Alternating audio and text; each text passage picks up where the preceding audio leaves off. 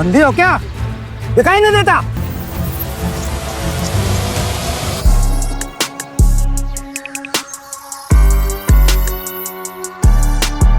इस मामले से दूर है। इस काम के लिए आया है वही कर।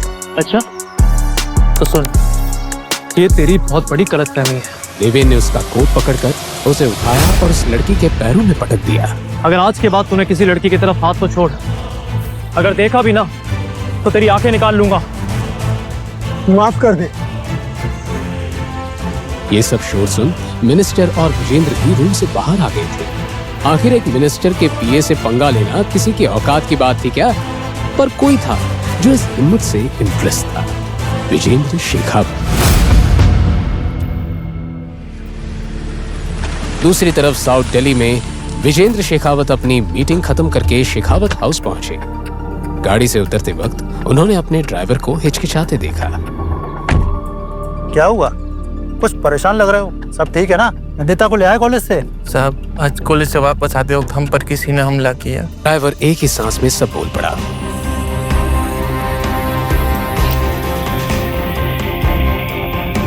नैनीता भी ठीक है, पर उनकी सुरक्षा के लिए हमें किसी बॉडीगार्ड को ढूंढना होगा।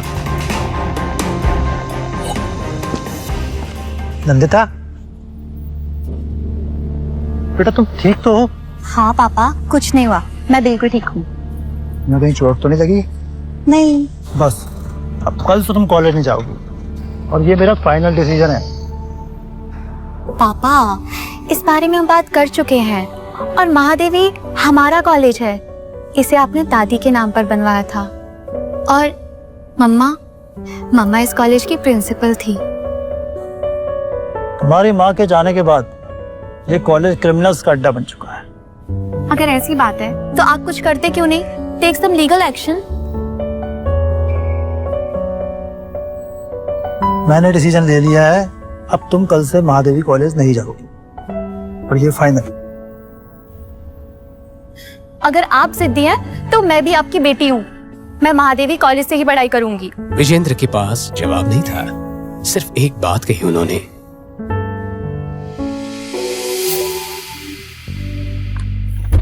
अगली शाम विजेंद्र अपने खास आदमी रशिक के साथ देवेन के फ्लैट पहुंचे।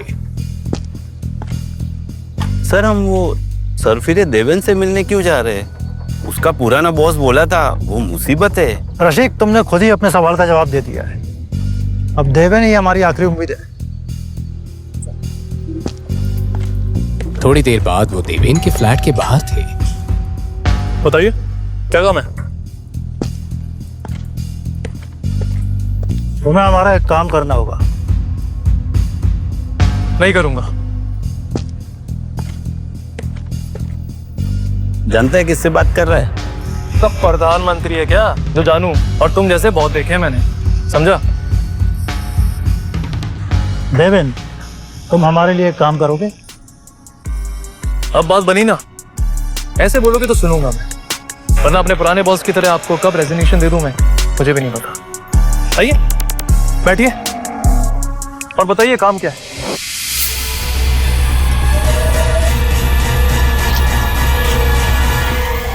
मुझे तुम्हें अपनी बेटी नंदिनी के बॉडीगार्ड के लिए हायर करना है। लेकिन एक कॉलेज स्टूडेंट को बॉडीगार्ड की क्या जरूरत है? कॉलेज आने के बाद तुम्हें सब समझ में आ जाएगा, लेकिन एक शर्त है। मेरी बेटी नंदिनी को इस बारे में कुछ भी पता नहीं चलना चाहिए। तुम्हें अंडर कवर रहकर काम करना होगा। विजेंद्र जी, मैं अपने तरीके से और अपनी शर्तों पे काम करूं। अगर आपको कोई शर्त रखनी है तो आप किसी और को हायर कर सकते। You can go. शर्त नहीं, रिक्वेस्ट समझ लो। और मैं तुम्हें तुम्हारी मुंह मांगी सैलरी देने के लिए भी तैयार हूँ। ठीक है, लेकिन मेरी एक शर्त है, ये रसीक मेरे काम में इंटरफेयर नहीं करेगा और मैं महीने के 10 लाख लूंगा। सर, ये पागल हो गया है। चलिए हम चलते। रशिक गुस्से में था, पर विजेंद्र ने उसे रोका। मंजूर है। कल सुबह 9 बजे ऑफिस आकर मेरी सेक्रेटरी राधिका से मिल लेना। पेपर वर्क रेडी रहेगा। क्या बात है? विजेंद्र शेखावत, मुबारक हो। देवेन ने तुरंत अपनी रिसर्च शुरू कर दी। छत पर कुछ लड़के उस लड़की को घेर कर खड़े थे। मैं नीचे कूद के जान दे दूंगी। अरे तो मरने की क्या जरूरत है? अगली सुबह वो शेखावत कॉर्पोरेशन नाम की बिल्डिंग में कॉन्फिडेंटली एंटर हुआ। देवेन विजेंद्र के केबिन के पास पहुंचा। एक लड़की ने उसे रोका। मिस्टर देवेन,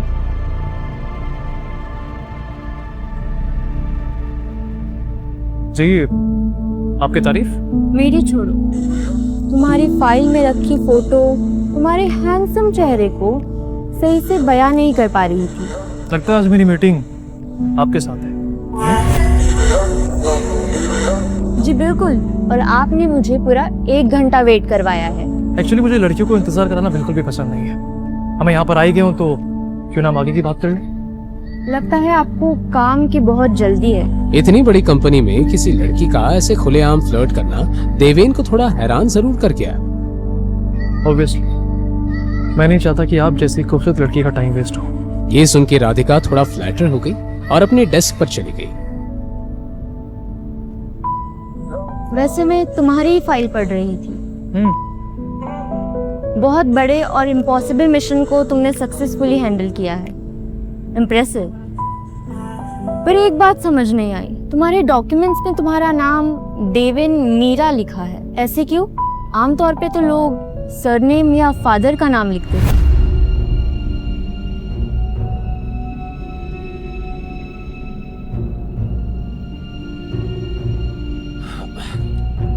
एक्चुअली देवेन की हर एक चीज खास है और मुझे लगता है कि आपको मैं कुछ ज्यादा ही पसंद आ गया।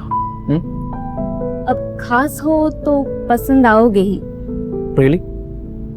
वैसे मेरे नाम के अलावा अगर कुछ और क्वेश्चन है तो पूछ सकती हैं आप। संभाल कर देवेन जी, अपने क्लाइंट के सेक्रेटरी के साथ फ्लर्ट करना भारी पड़ सकता है। आपने मेरी फाइल देखी है ना? देवेन को हल्के काम वैसे भी पसंद नहीं होते। मैंने तुम्हारी फाइल देख ली, अब तुम अपने काम की फाइल देखो। इतना कहकर राधिका ने हंसकर एक फाइल देवेन के सामने रखी। इसमें सारे डिटेल्स हैं, नंदिता का फोटो और तुम्हारा एडमिशन लेटर भी। अच्छे से पढ़ लो। ठीक है, मैं चलता हूँ अभी, लेकिन आप ध्यान रखिएगा कि टाइम पर मेरे अकाउंट में मेरे पैसे आ जाने चाहिए।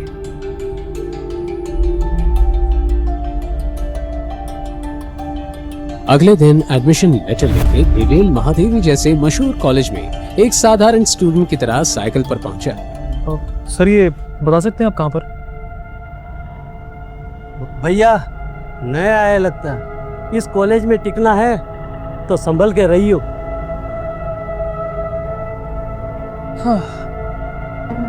वैसे बाबू, हमारी बात मानो तो यहीं से लौट के चले जाओ। तुम्हारे जैसे गरीब बच्चों के लिए कॉलेज नहीं है।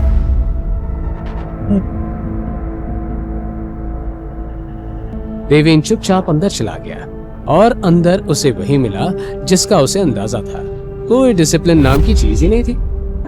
थोड़ी दूर जाकर उसने एक ग्रुप से पूछा, जी आप बता सकते हैं कि बीए फर्स्ट ईयर की क्लास कहाँ पर होती है? एक मिनट, तुम तो यहाँ पे टॉयलेट साफ करने आए हो ना, तो क्लास जान के क्या करोगे? इतना भाव क्यों पा रहा है? मैं तो सिर्फ क्लास जाने का रास्ता पूछ रहा था। खैर छोड़, मैं किसी और से पूछ लूंगा। देवेन जानने के लिए मुड़ ही रहा था कि उस लड़के ने उसका कॉलर पकड़ लिया। अरे सुन, कुछ जैसे भिखारी को किसने एडमिशन दे दिया बे? देवेन ने उसका हाथ अपने कॉलर से हटाया और इस तरह पकड़ा। छोड़ छोड़।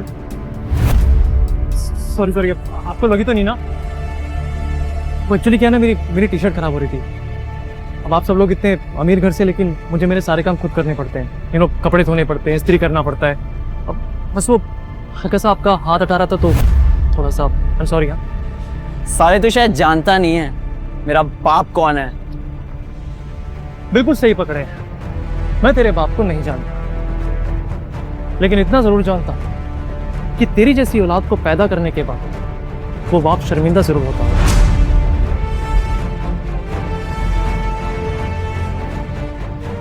बाहर देवेन जिस क्लास के बारे में पूछ रहा था, उस क्लास के अंदर जाने जैसा कुछ नहीं था। आधी से ज्यादा बेंचेस खाली थी और जो कुछ स्टूडेंट्स थे वो भी ऐसे बैठे थे जैसे किसी गार्डन में हो। सुप्रभात।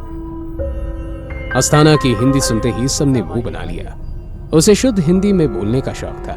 तो आप सभी विचार कर रहे होंगे कि मैं यहाँ क्यों आया, है ना? तो मैं आप लोगों को एक विशेष विद्यार्थी से मिलाना चाहता हूं। हाँ? पुत्र देवेन, आओ पुत्र, आओ आओ। देवेन, तो कौन हमारे नवीन छात्रवृत्ति विद्यार्थी देवेन के साथ अपना स्थल साझा करना चाहेगा? हाँ? नंदिता, हाँ? जाओ जाओ जाओ, बैठो बैठो नंदिता के साथ। अपना नाम सुनते नंदिता का मुंह बन गया। विद्यार्थियों, सीखते रहो। हाँ, गुड मॉर्निंग मिस शेखावत। एक मिनट, प्रिंसिपल अस्थाना ने तो सिर्फ मेरा नाम बताया था, तुम्हें मेरा सरनेम कैसे पता? सरनेम, हाँ एक्चुअली मिस शेखावत नाम सरनेम, हाँ हाँ लेक्चर।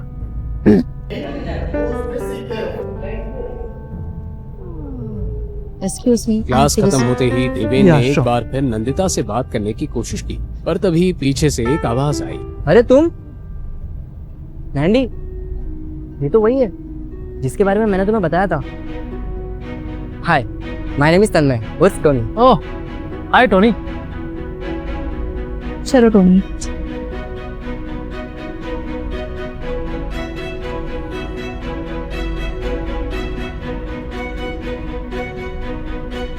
हाय,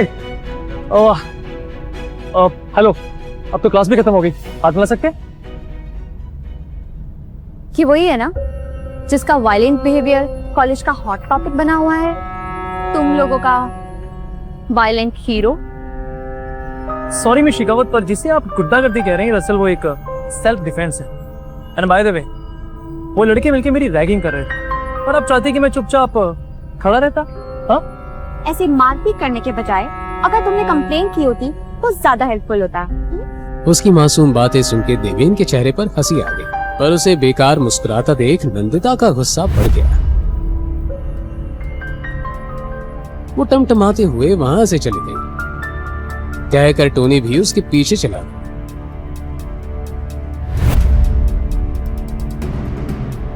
कैंटीन में एक टेबल पर टोनी और नंदिता बैठे थे। टोनी बोलो। सॉरी यार, वैसे एक बात बता, उसकी तो कोई गलती नहीं थी, तो फिर तू क्यों उसके ऊपर इतना पड़ गई?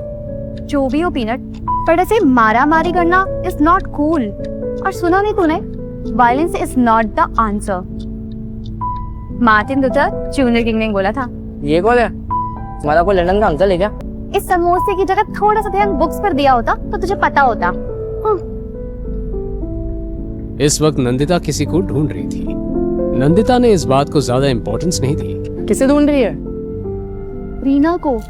आज वो कॉलेज भी नहीं आई। उसके पास मेरे नोट्स हैं, उसने कहा था आज देगी, पर पता नहीं कहाँ रह गई लड़की। हाँ, तो तू कल भी ले सकती है ना, या हॉस्टल रूम से। इतना परेशान होने की क्या जरूरत है? वैसे पीनट, तुझे देवेन से ज्यादा इम्प्रेस होने की जरूरत नहीं है। उस जैसे गुंडे से जितना दूर रहा जाए उतना बेहतर है। हाय मिस शेखावत, मैंने सुना कि आप मुझे याद किए। मुझे किसी पागल कुत्ते ने काटा है जो तुम जैसी मुसीबत को याद करूंगी? You are right. एक्चुअली आपको मुसीबत को याद करने की कोई जरूरत नहीं, क्योंकि आप तो वैसे भी एक बड़ी बनाई आपस हुई है। नंदिता नंदिता जल्दी चल, रॉकी और उसकी गैंग प्रिया और निशांत को छेड़ रहे हैं। और ये रॉकी अपनी हरकतों से बाज नहीं आएगा। चल पीनट। तू नहीं आएगा? बाबा, मुझे इसे पंगे लेने का कोई शौक है। तुम लोग जाओ। इसे बस हीरोगिरी दिखाने का शौक है, किसी की हेल्प करने का नहीं।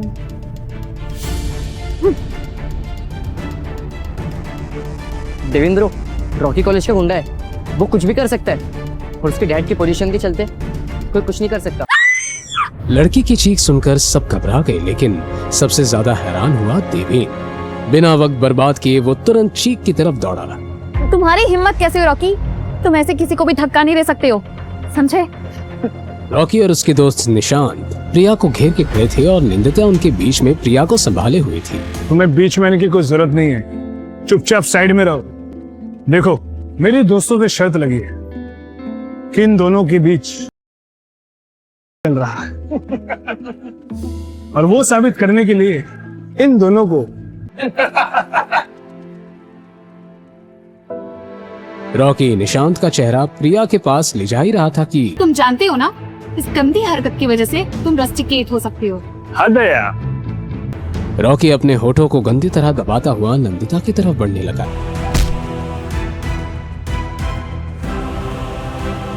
इससे पहले देवेन कुछ बोलता रॉकी के दोस्त उस पर टूट पड़े, लेकिन हर स्टूडेंट की आंखों ने वो देखा देवेन ने अकेले ही इन सबकी पिटाई कर दी थी।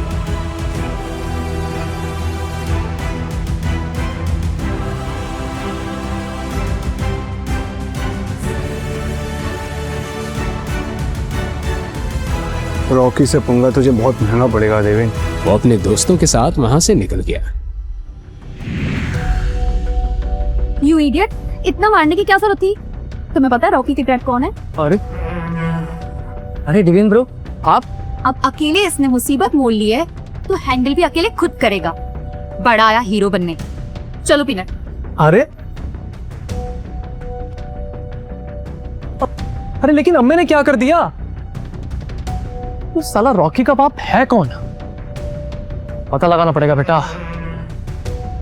चलो। इतने में देवेन का फोन बजता है। मेन गेट की तरफ बढ़ता हुआ वो कॉल पे कहता है, हाँ, मेरी नंदिता शेखावत से मुलाकात हो चुकी है। डोंट वरी, सब कुछ प्लान के अकॉर्डिंग होगा। बस आप अपना वादा मत भूलना, ठीक है? जैसे ही वो कॉलेज के बाहर निकला, उसने एक वैन देखी जो काफी देर से वहीं पेट्रोल कर रही थी।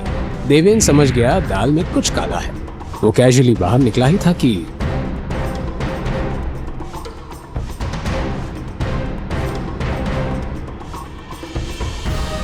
कुछ देर बाद देवेन को एक कमरे में लाया गया। उसकी बात को अनसुना कर दिया गया।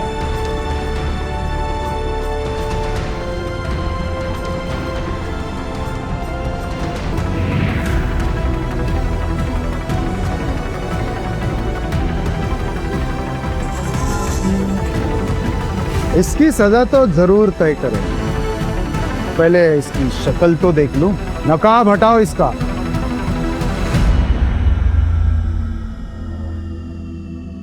तुम?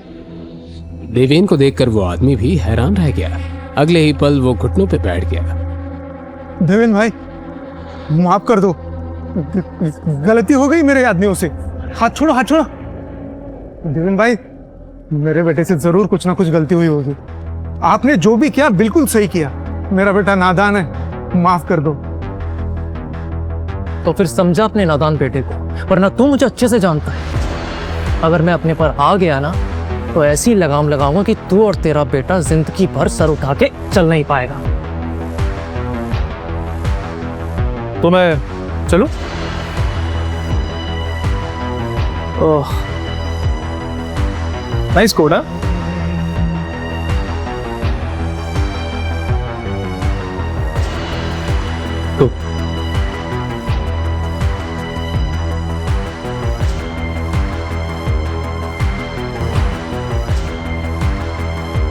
वैसे मेरा इतना टाइम वेस्ट करने का हर्जाना तो आपको देना पड़ेगा। और मेहमान को इतनी आओ वगैरह से बुलाया तो खाली हाथ थोड़ी ना भेजोगे। हाँ चलो ना, वो गाड़ी की चाबी दे दो मुझे जल्दी। Nice nice, very good, come on come on come on. PA ने कांपते हाथों से देवेन को चाबी पकड़ा दी। चलिए फिर, take care, good bye, bye bye. Deven उस चाबी को उंगली पर घुमाता हुआ वहां से निकल गया। साहब, ये कौन था? इसे अब ऐसे माफी क्यों मांग रहे थे? तुम सब इसके बारे में ना ही जानो तो बेहतर है। लेकिन बस इतना याद रखना, कभी इससे दुश्मनी लेने की भूल मत करना। देवेन अपने दुश्मनों का ऐसा हाल करता है कि वो जीते जी मौत की भीख मांगने लगता है। अगला दिन नंदिता ने कॉलेज आते ही सबसे पहले एडमिन ऑफिस जाकर रीना के बारे में पूछा, लेकिन उसका कोई पता नहीं चला, जैसे वो अचानक गायब हो गई।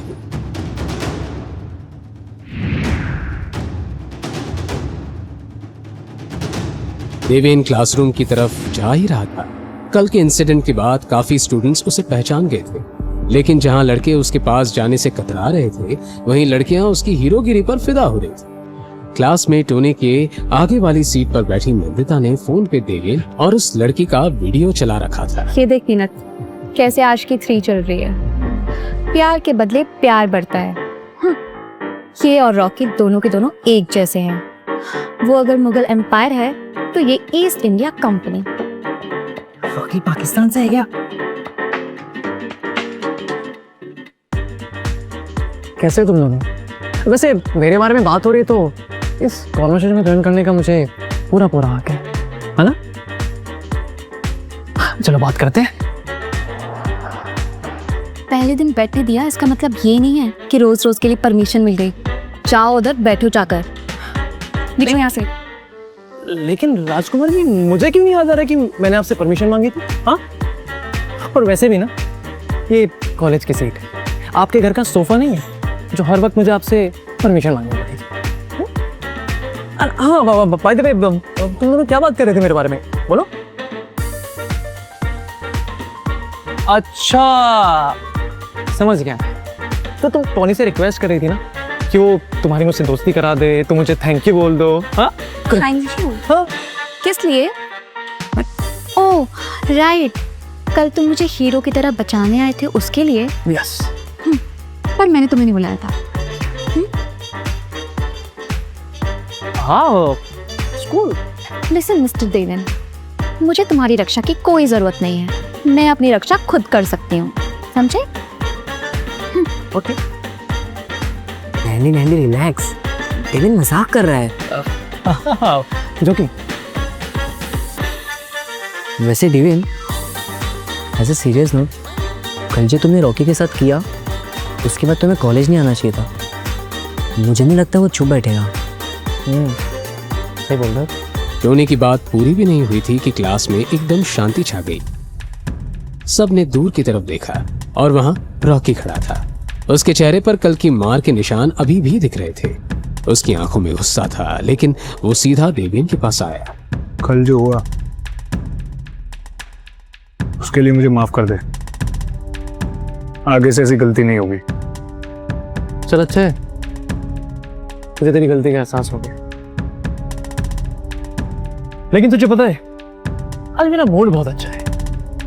जा, तुझे माफ किया, लेकिन अगली बार संभल कर।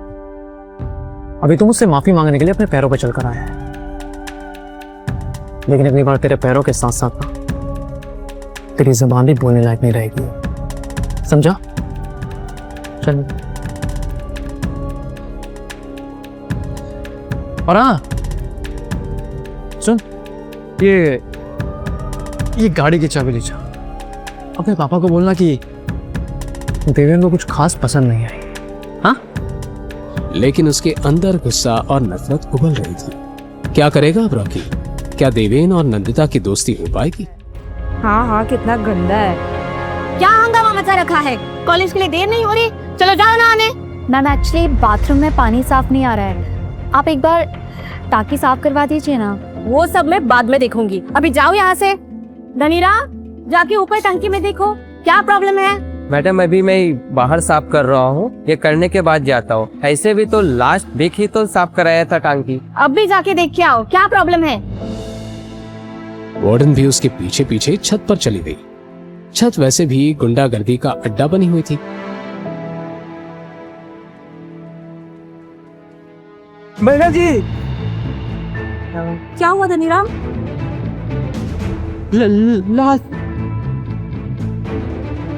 न्यूज़ कॉलेज में आग की तरह फैल गई। वार्डन ने तुरंत प्रिंसिपल को इन्फॉर्म किया। आजकल की पीढ़ी भी ना कितनी जल्दी हार मान जाती है। रीना सुसाइड कर ही नहीं सकती, मैं उसे बहुत अच्छे से जानती हूँ। वो एक बहुत हिम्मत वाली लड़की थी। ये था कॉलेज का अनऑफिशियल स्टूडेंट लीडर शरद शाह। अपनी छोटी सी फौज और भाई वरुण शाह के साथ आया था। शाह ब्रदर्स शहर के बड़े बिजनेसमैन कम गैंगस्टर के बेटे, जिनकी कॉलेज में बहुत चलती थी। अरे नंदिता जी, जब इंस्पेक्टर साहब कह रहे हैं कि ये सुसाइड है, तो क्यों बिन बात का जग्गा जासूस बनने की कोशिश कर रही हो? अरे वरुण सर, शरद सर, बहुत टाइम बाद मिले हो। कि कोई भूल होगी क्या हमारे से? इसका तो ब्रेकअप हो गया था ना, शायद झेल नहीं पाए बेचारी। ये सुसाइड नहीं है। अरे नंदिता जी, आप क्या जाने दिल के टूटने का दर्द। आपका तो दिल कभी टूटा ही नहीं, आपने तो सिर्फ दूसरों के दिल तोड़े। हाँ नंदिता जी, आपको जरा पास से स्लीपिंग पिल्स की बोतल दिखा दूं, शायद आपको भी यकीन हो। लेकिन उससे पहले ही देवेन नंदिता के सामने आकर खड़ा हो गया। अपने हाथ को संभाल कर रख, और ना तेरे दिल का तो पता नहीं, लेकिन अगर तूने दोबारा हाथ उठाया ना तो तेरा हाथ तोड़ दूंगा, समझा? शरद ने एक पल के लिए घूर कर देवेन को देखा, फिर हंसी में बोल उठा। बताया नहीं तुमने बॉडीगार्ड रख लिया अपने लिए? हीरो, बड़ी फिक्र हो रही है नंदिता की। चक्कर क्या है? चक्कर मैं बताता हूँ। नंदिता एकदम सच बोल रही है, इस लड़की ने सुसाइड नहीं करा है। Let me show you.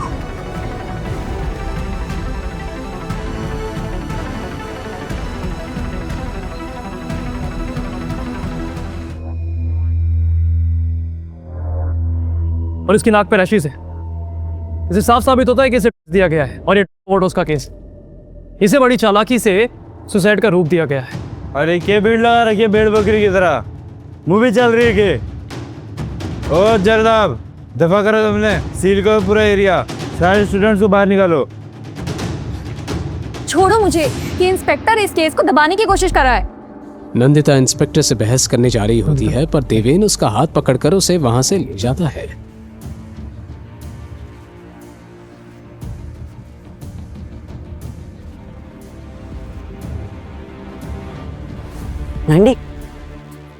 छोड़ो मुझे, ये इंस्पेक्टर जानबूझकर सच दबाने की कोशिश कर रहा है। नहीं तो पागल हो गई है क्या?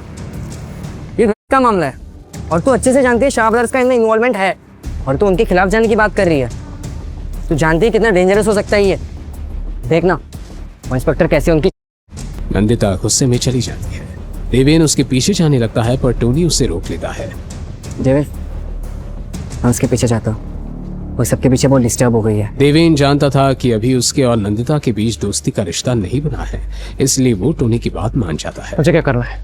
मैंने सबको न्याय डालने का ठेका थोड़ी रखा है। तभी फॉरेंसिक टीम बॉडी को ले जाते हुए के सामने से गुजरती है। देवेन को नंदिता की बातें याद आती। वो इरिटेट होकर अपना मोबाइल निकालता है और तुरंत विजेंद्र को कॉल करता है। शिकावत साहब, आपको पता है आपके कॉलेज में इस वक्त क्या हो रहा है? पानी की टंकी में से एक लड़की की लाश मिली है। पुलिस वाले यहाँ मुआयना करने आए हैं, और वो लोग जानबूझकर इस केस को एक सैड केस बना रहे हैं। वो सब में पढ़ो मत, जो काम के लिए गए हो वही करो। देवेन फ्रस्ट्रेट होकर काम से काम रखने का फैसला करता है।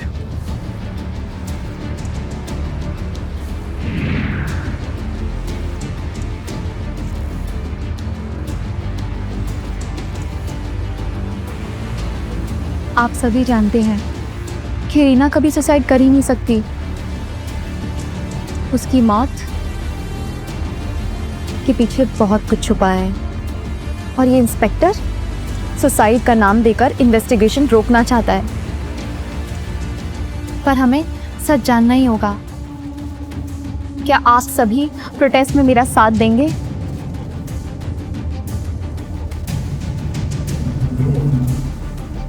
तुम्हारी दोस्त पागल हो गई है क्या?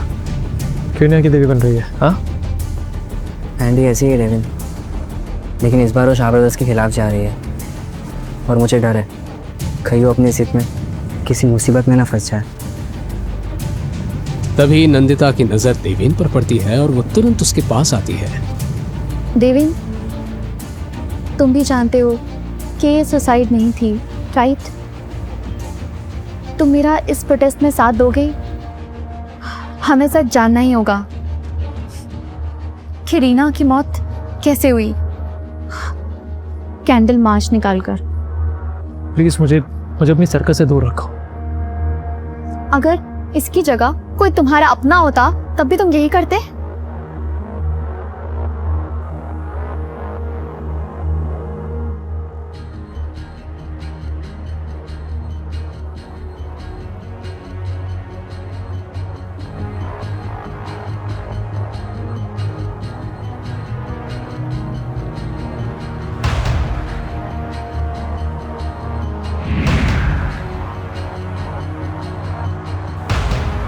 पेट पापा से डरकर शॉप चल।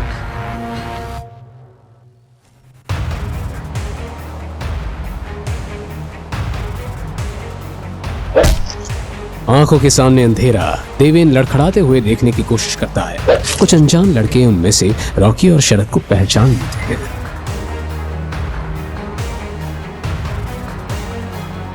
तो इस भिखारी की बात कर रहा था तू, रॉकी? शरद भाई, अब आप ही सबक सिखाइए इसे।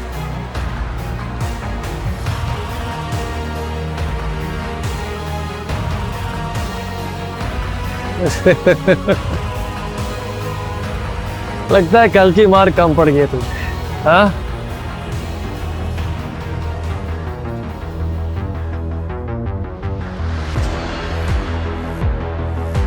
पहली गलती समझ के माफ कर रहा हूं। तुझे किसने बोला कि मुझे माफी चाहिए? हाँ? तेरे खान मुझे रहे हैं क्या? हीरो बनने का बड़ा शौक है लगता है। नहीं बेटा, तेरा बाप बनने का।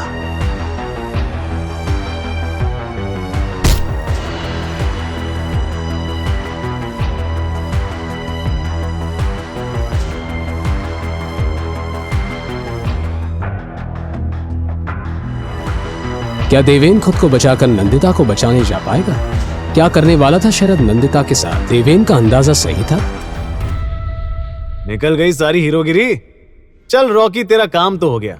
अब मैं जरा उस मोर्चे वाली नंदिता को संभाल कर आता हूँ। उसका सच्चाई का भूत उतारना भी तो जरूरी है। शरद ने ये बात रॉकी से कही, मगर ये सुनते ही देवेन के अंदर जैसे करंट सा दौड़ गया और वो अपनी पूरी ताकत बटोरने लगा। वहीं शरद ये बोलकर वहां से निकल गया। रॉकी अपने हाथ में साइकिल की चेन लपेट देवेन की तरफ बढ़ा, लेकिन इसके पहले कि रॉकी कुछ कर पाता, देवेन ने शरीर का पूरा जोर लगा पीछे खड़े लड़के को ले जाकर दीवार से टक्कर मार दी थी। जैसे ही पीछे खड़े उस लड़के का सर दीवार से टकराया, दर्द में करहाते हुए उसकी बेल्ट पर पकड़ ढीली हो गई। देवेन ने इसका फायदा उठाया और बाकी दोनों लड़कों से अपना हाथ छुड़वाकर जोरदार मुक्के मारना शुरू कर दिए। अरे क्या कर रहे हो? दम नहीं है क्या? रोको उसे! रॉकी चिल्लाया, पर जैसे देवेन के अंदर का सूरमा जाग गया था, कोई उसे रोक नहीं पा रहा था। कुछ ही देर में रॉकी के साथ आए सभी लड़के जमीन पर थे।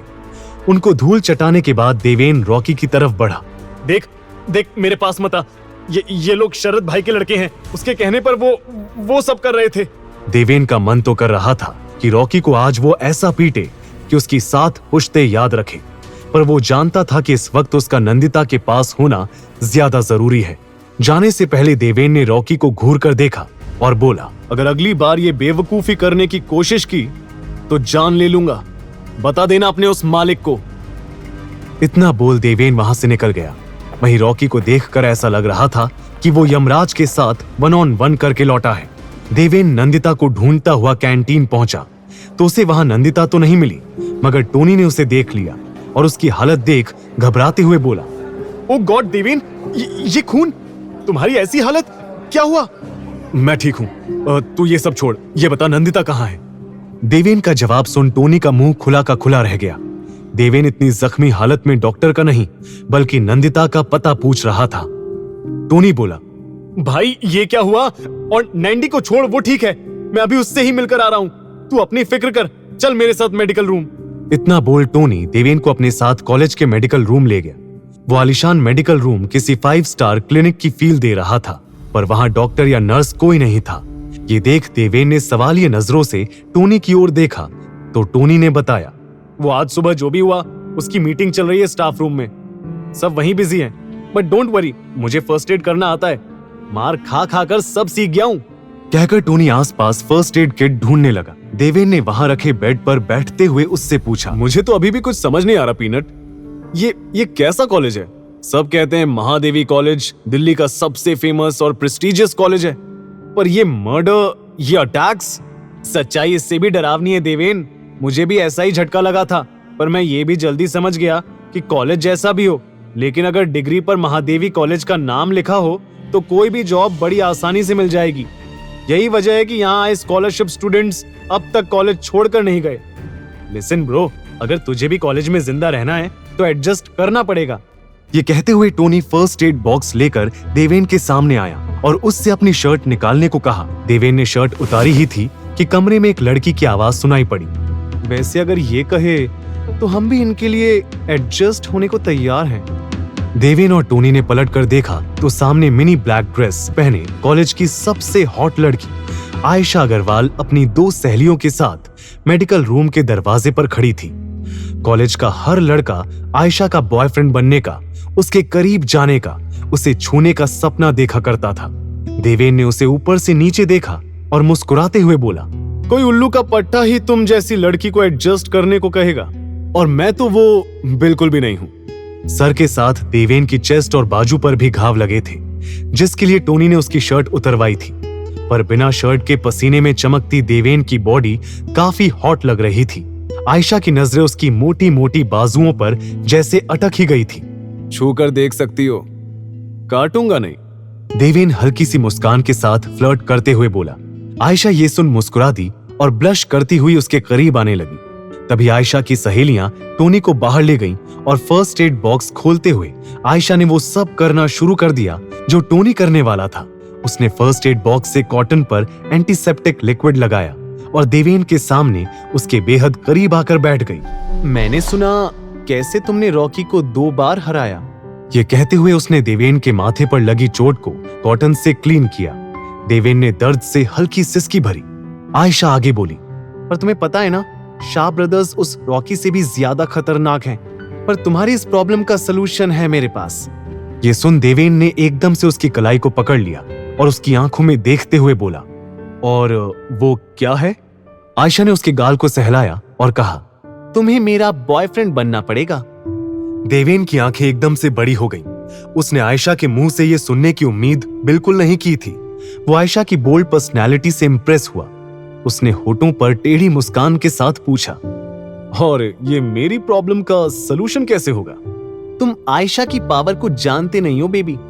एक बार मेरे होकर तो देखो, तुम्हें खुद ब खुद पता चल जाएगा कि मैं क्या चीज हूं।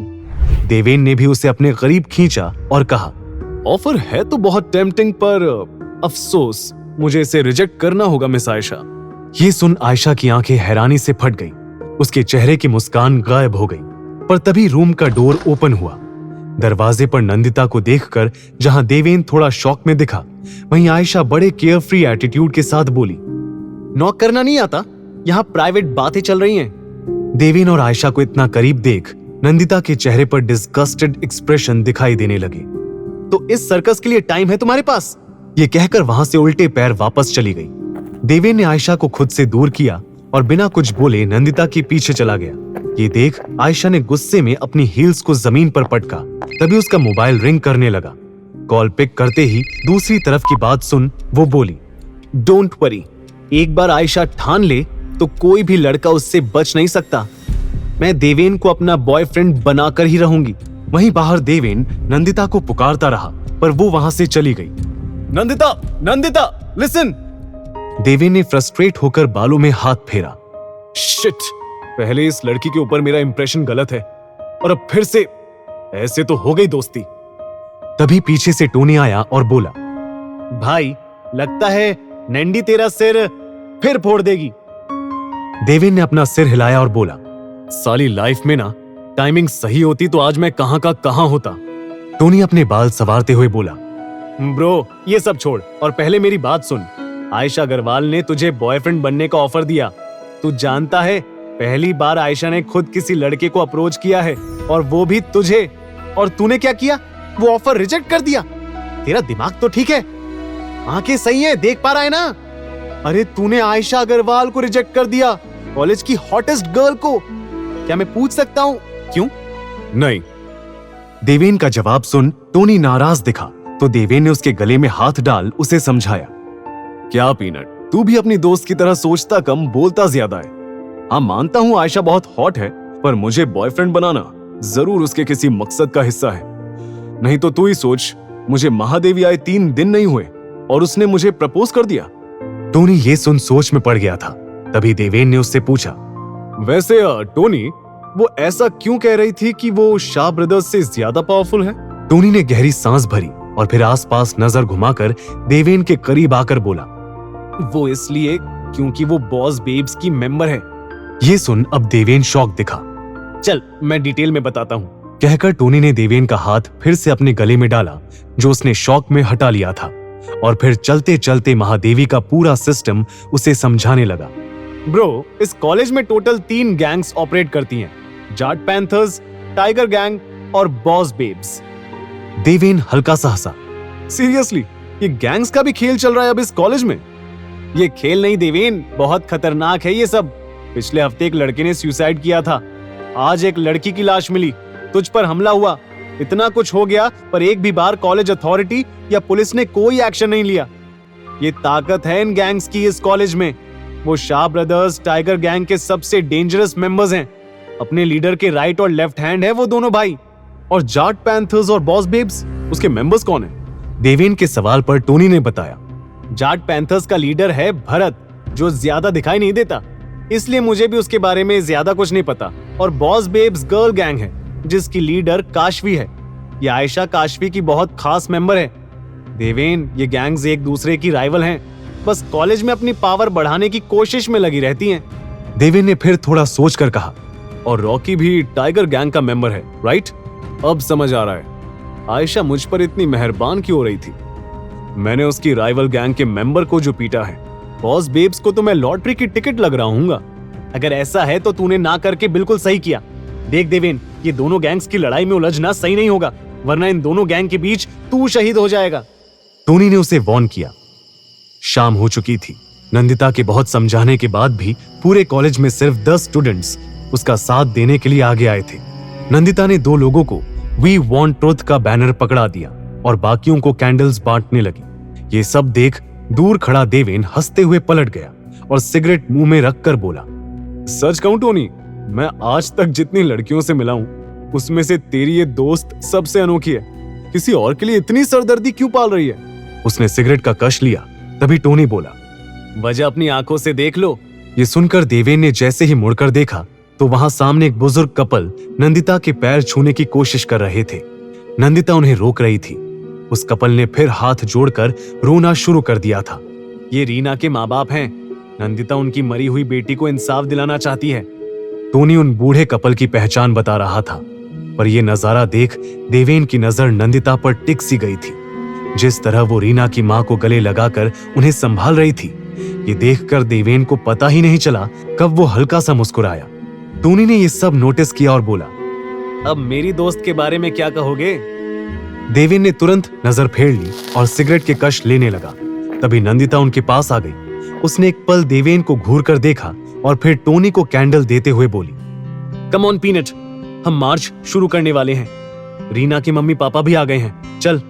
अगर तुम्हें सर्कस का पार्ट नहीं बनना है तो यहाँ क्या कर रहे हो? नंदिता के पूछते ही देवेन एरोगेंटली बोला, क्यों? ये तुम्हारी प्राइवेट प्रॉपर्टी है, मेरी मर्जी। इससे पहले दोनों के बीच झगड़ा बढ़ पाता, टोनी नंदिता को अपने साथ ले गया। सभी स्टूडेंट कैंडल मार्च के लिए रेडी थे। नंदिता सबसे आगे खड़ी थी। We want truth, we want justice. वो सब कैंडल मार्च करते हुए कॉलेज कैंपस से बाहर आए ही थे कि तभी एकदम से पटाखों के फटने की आवाज आनी शुरू हो गई। सभी स्टूडेंट्स चीखते हुए इधर उधर भागने लगे। पटाखों की आवाज रुकने का नाम नहीं ले रही थी। चारों तरफ धुआं फैल गया था। वहां मौजूद सभी लोग खांसने लगे, उनकी आंखें जलने लगी थी। ये देख देवेन दौड़ा दौड़ा वहां पहुंचा। नंदिता, नंदिता! वो चिल्लाते हुए उसे ढूंढने लगा, पर पटाखों के शोर में उसकी आवाज दब गई थी। उधर नंदिता रीना के माँ बाप को संभालने की कोशिश में लगी थी। अंकल, आंटी, टोनी, मेरी मदद करो, इन्हें यहाँ से लेकर जाना होगा। टोनी खांसते हुए बुजुर्ग कपल की मदद करने लगा। नंदिता भी पीछे आ रही थी, पर तभी किसी ने उसकी कलाई को पकड़ लिया। कौन है? छोड़ो! नंदिता कुछ कर पाती उससे पहले ही उसके मुंह पर रुमाल रखकर उसे बेहोश कर दिया गया। एक शख्स नंदिता को अपनी बाहों में उठाए उस धुएं की आड़ में उसे वहां से ले गया। नैंडी! नैंडी! टोनी ने आसपास नजर घुमाई, पर उसे धुएं में कुछ साफ नजर नहीं आ रहा था। तभी उसने देवेन को देखा। वो दौड़कर उसके पास पहुंचा और घबराई आवाज में बोला, देवेन, नैंडी, नैंडी कहीं नहीं मिल रही। अभी यही थी, पता नहीं अचानक से कहां चली गई। कहीं वो शरद? क्या टोनी का शक सच था? क्या सच में शरद ने नंदिता को उठवाया था? क्या देवेन उसे बचा पाएगा? देवेन, नंदिता, नैंडी कहीं नहीं मिल रही। अभी यही थी, पता नहीं अचानक से कहां चली गई। कहीं वो शरद? हाँ देवेन, ये जरूर शाह ब्रदर्स का ही काम है। वो नहीं चाहते थे कि ये प्रोटेस्ट हो। कहीं उन्होंने नंदिता को कुछ। हम पुलिस कंप्लेन करते हैं। नंदिता की जान को भी खतरा हो सकता है। कहीं शरद ने उसे कुछ। टोनी बहुत घबरा गया था। वो बिना रुके बस बोले जा रहा था। तभी देवेन ने उसे शांत करते हुए कहा, टोनी, नंदिता को कुछ नहीं होगा और पुलिस में कंप्लेन करने से भी कोई फायदा नहीं होगा। अगर वो पुलिस वाला भी शाह ब्रदर्स से मिला हुआ हो तो। पर तू चिंता मत कर, मैं तेरी दोस्त को वापस लेकर आऊंगा। कहकर देवेन वहां से चला गया। कोई है? हेल्प! जाने दो मुझे! एक अंधेरे कमरे में पड़ी नंदिता चिल्ला रही थी। कुछ 10 मिनट पहले ही उस पर नशे का असर खत्म हुआ था। होश में आते ही उसने अपने आप को एक बंद कमरे में बंधा हुआ पाया और बस तभी से मदद की गुहार लगा रही थी। तभी कमरे का दरवाजा खुला और 2 गुंडे जैसे दिखने वाले आदमी अंदर आए। क्या गला फाड़ फाड़ कर चिल्ला रही है? साला सारा नशा उतार दिया। कहता हुआ एक आदमी हाथ में शराब की बोतल लिए आगे बढ़ने लगा। उसे अपने करीब आते देख नंदिता सहम गई। देखो, मेरे करीब मत आना, समझे? दूर रहो। वो आदमी एकदम से उसके पास आ गया। नंदिता दरवाजा खुला देखकर चिल्लाई, कोई है? प्लीज बचाओ! हम कुछ कर रहे हैं क्या? तो फिर चिल्ला क्यों रही है? अबे तू क्या खड़ा है? वो सामान इधर रख। उसके कहने पर दूसरे आदमी ने अपने हाथ में पकड़ी थैली को नंदिता के सामने टेबल पर रख दिया। नंदिता उसे शक भरी निगाहों से देख रही थी। तभी पास खड़े उस गुंडे ने शराब की बोतल को साइड में रखा और थैली को खाली करते हुए बोला, ये देख, समोसा, पानी सब तेरे लिए। अरे आराम से खा पी ऐश कर, मगर अपनी मुंह की पेटी बंद रख, समझी? कहकर उसने नंदिता के हाथ खोल दिए। नंदिता ने भी मौका देखकर पास रखी बोतल उठाई और उस गुंडे के सर पर दे मारी। वो भागने की कोशिश कर रही थी, पर सामने खड़े दूसरे गुंडे ने अपनी ताकत से उसके हाथ से बोतल छीनकर दूर फेंक दी। नंदिता बहते हुए आंसुओं के साथ लड़ने की पूरी कोशिश कर रही थी। छोड़ो मुझे, छोड़ो, कोई है? बचाओ, जाने दो। वो गुंडा नंदिता के ऊपर हाथ उठाने वाला था, पर तभी किसी ने उसका हाथ पीछे से पकड़ लिया। जब लड़की कह रही है जाने दो, तो क्यों नहीं सुन रहे? हीरो से पिटने का कुछ ज्यादा ही शौक है क्या? यह आवाज सुनते ही नंदिता ने अपनी डर से बंद आंखों को तुरंत खोला। वहां अपने सामने देवेन को देखकर उसकी आंखें शौक से बड़ी हो गई। वो गुंडा कुछ कहने के लिए मुंह खोलने वाला था, पर तभी देवेन ने मुक्का मारकर उसे वहीं बेहोश कर दिया। नंदिता के चेहरे पर राहत की झलक दिखी। वो नम आंखों के साथ देवेन की तरफ ही देख रही थी। वैसे ऐसी सिचुएशन में लड़की हीरो के सीने से लग जाती है। तुम्हें ट्राई करना है? नंदिता ने राहत की सांस भरकर खुद को शांत किया। तभी देवेन ने वहां दूसरे गुंडे की तरफ देखा, जिसके पास टूटी हुई बोतल पड़ी हुई थी। इसे मार दिया क्या? देवेन ने थोड़ा शॉक होकर पूछा, तो नंदिता तुरंत बोल पड़ी, नहीं, मैंने बस वो बोतल। वो सांस नहीं ले रहा है क्या? मर गया क्या? देवेन ने चेक किया, जिंदा है। इतना कहकर उसने वहां रखी पानी की बोतल उठाई और आराम से बैठकर पानी पीने लगा। नंदिता हैरानी से बोली, तुम क्या कर रहे हो? ये कोई आराम करने का वक्त है? चलो यहां से। इनके साथी आ गए तो। और पहले मेरे पैर खोलने में मेरी मदद करो, जल्दी करो देवेन। वो टाइट बंद गांठ नंदिता से खुल नहीं पा रही थी। तभी देवेन की एरोगेंट आवाज आई, एक शर्त पर। ये सुनते ही नंदिता झल्ला पड़ी। व्हाट? तुम्हें इस सिचुएशन का भी फायदा उठाना है? तुम जैसे गुंडे से मैं कोई और उम्मीद भी क्या कर सकती हूँ? यू नो व्हाट, मुझे तुम्हारी जरूरत ही नहीं है। मैं खुद यहां से चली जाऊंगी। कहते हुए नंदिता ने आखिर अपने पैर खोल ही लिए। वो उठकर जा ही रही थी कि देवेन पीछे से बोला, फाइन, जाओ, पर अगर इनके साथी बाहर मिल गए तो मैं बचाने नहीं आऊंगा। ये सुनते ही नंदिता के कदम थम गए। कुछ सेकंड सोचने के बाद उसने पीछे मुड़कर देखा और बोली, बोलो क्या शर्त है तुम्हारी? बस तुम्हारी दोस्ती मिलेगी। ये कहते हुए देवेन ने स्माइल के साथ अपना हाथ आगे कर दिया। टोनी थोड़ा हंसकर बोला, देख ब्रो, हैंडसम तू भी है और वो हैरी भी, पर वो है रोमांटिक फिल्मों का चॉकलेटी बॉय, तो तू एक्शन रोमांस का full on angry young man. तू हड्डियां तोड़ने के लिए ठीक है, पर दिल के मामले में तो बाजी चॉकलेटी बॉय ही मारता है ना। स्पेशली जब बात हो मारपीट और गुंडागर्दी से नफरत करने वाली हमारी नैंडी की। तू मुझे इस हैरी से कंपेयर कर रहा है? वैसे भी मुझे नंदिता की लव लाइफ से कोई लेना देना नहीं है। जिसे पसंद करना है करे। तभी नंदिता हैरी के साथ उनके पास आई। हैरी, ये है देवेन, इसी ने मुझे कल गुंडों से बचाया था। देवेन, ये हार्दिक, आई मीन हैरी, मेरा फ्रेंड, कुछ टाइम के लिए लंदन गया था, आज ही वापस आया है। देवेन ने बेमन से हैरी से हाथ मिलाया। फिर वो नंदिता से कुछ कहने वाला था, पर तभी हैरी बोला, oh shit, how can I forget about this. कहते हुए उसने अपनी पॉकेट से एक छोटा सा गिफ्ट बॉक्स निकाला और नंदिता के हाथ में दे दिया। साथ ही उसने उसके हाथ से वो फ्लावर बुके लेकर देवेन के हाथ में थमा दिया था। नैंडी, this is for you, the best perfume from London. You won't believe, इसे पाने के लिए मैंने 12 आवर्स का बस से ट्रैवल किया था। Can you imagine? But it's all worth it when it's about you. Nandita भी परफ्यूम को एक्साइटेडली चेक करने लगी थी। देवेन ने एक बार कुछ कहने की कोशिश की, पर हैरी ने उसे मौका ही नहीं दिया। अच्छा नैंडी, मैंने इतने दिन क्लासेस मिस की है, you have to help me, okay? तो ये परफ्यूम रिश्वत है। Just kidding. नंदिता के ये कहते ही वो दोनों हंसने लगे।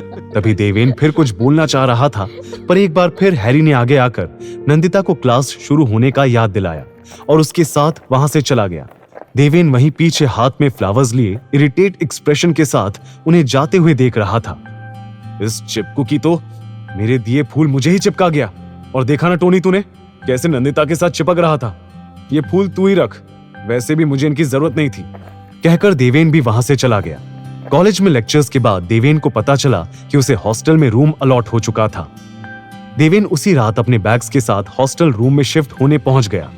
हॉस्टल वार्डन ने उसे अपने असिस्टेंट के साथ भेज दिया, जिसे सब लोग मीटर कहकर बुलाते थे। देवेन भैया, है ना? मैं तो आपको देखते ही पहचान गया था। आप आते ही कॉलेज में इतने फेमस जो हो गए, पर मुझे नहीं पता था आप स्कॉलरशिप स्टूडेंट होंगे। वो तो जब वार्डन सर ने आपको रूम नंबर 118 अलॉट किया तो पता चला। वो आप जिन तीनों के साथ रूम शेयर करने वाले हो, वो सब भी आपकी तरह गरीब घर से या मिडिल क्लास परिवार से हैं। मेरा मतलब स्कॉलरशिप स्टूडेंट्स हैं। सॉरी भैया, पर यहाँ ऐसे ही चलता है। वैसे देवेन भैया, आप यहाँ थोड़ा संभल कर रहना।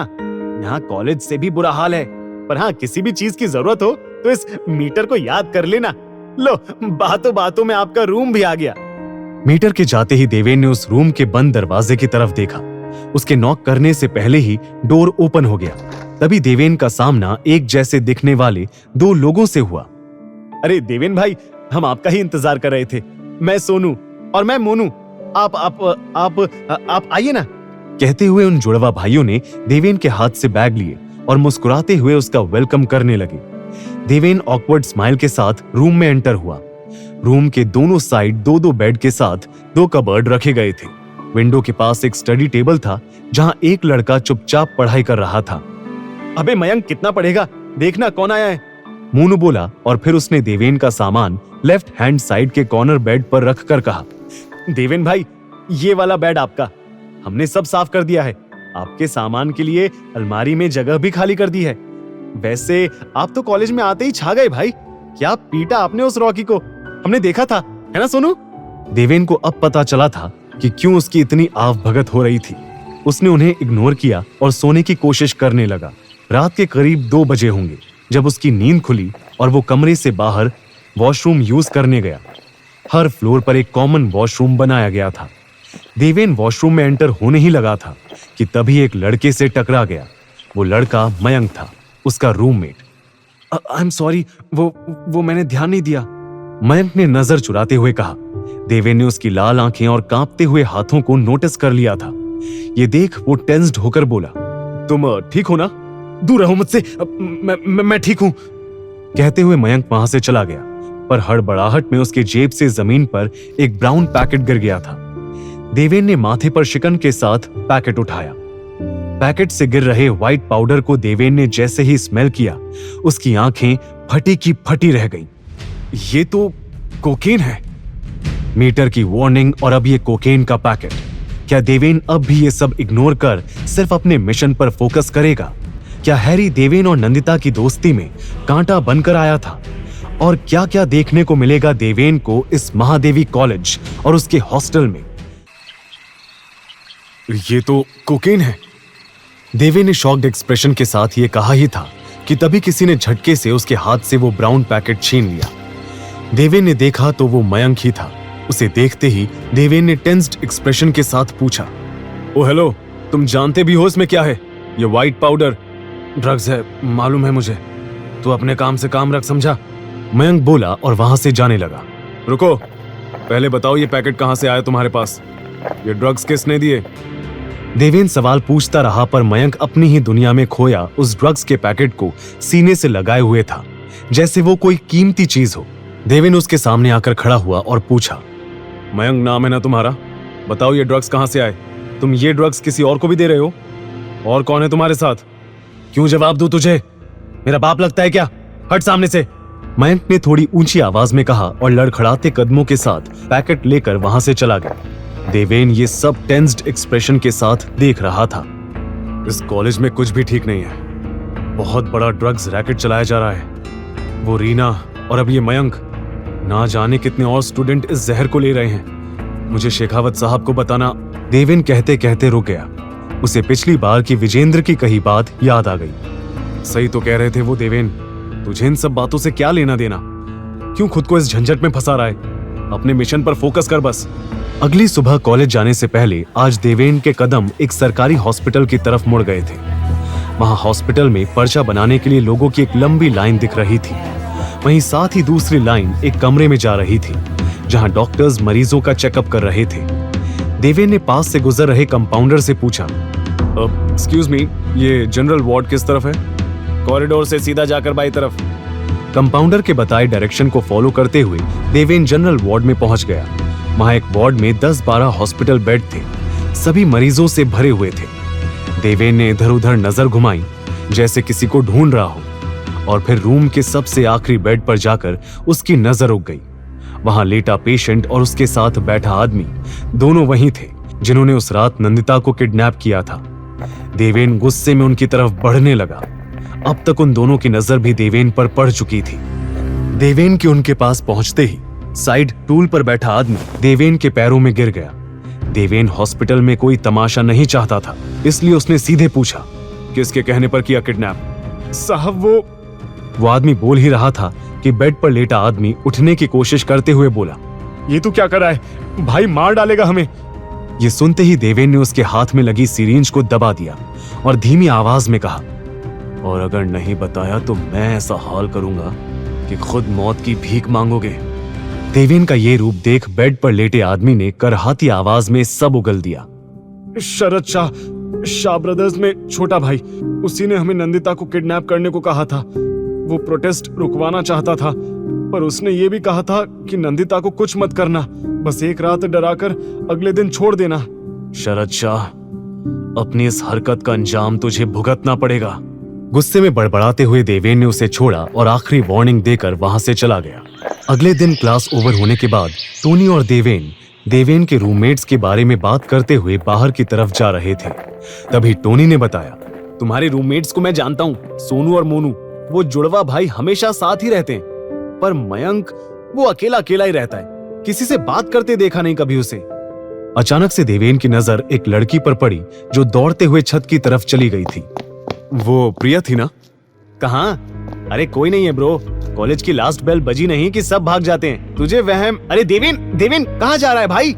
टोनी बुलाता रहा पर देवेन उसे अनसुना कर वहां से छत की तरफ भाग गया। टोनी ने भी कंफ्यूज्ड एक्सप्रेशन के साथ उसका पीछा किया। जैसे ही देवेन ने छत का दरवाजा खोला, उसकी आंखें फटी की फटी रह गईं।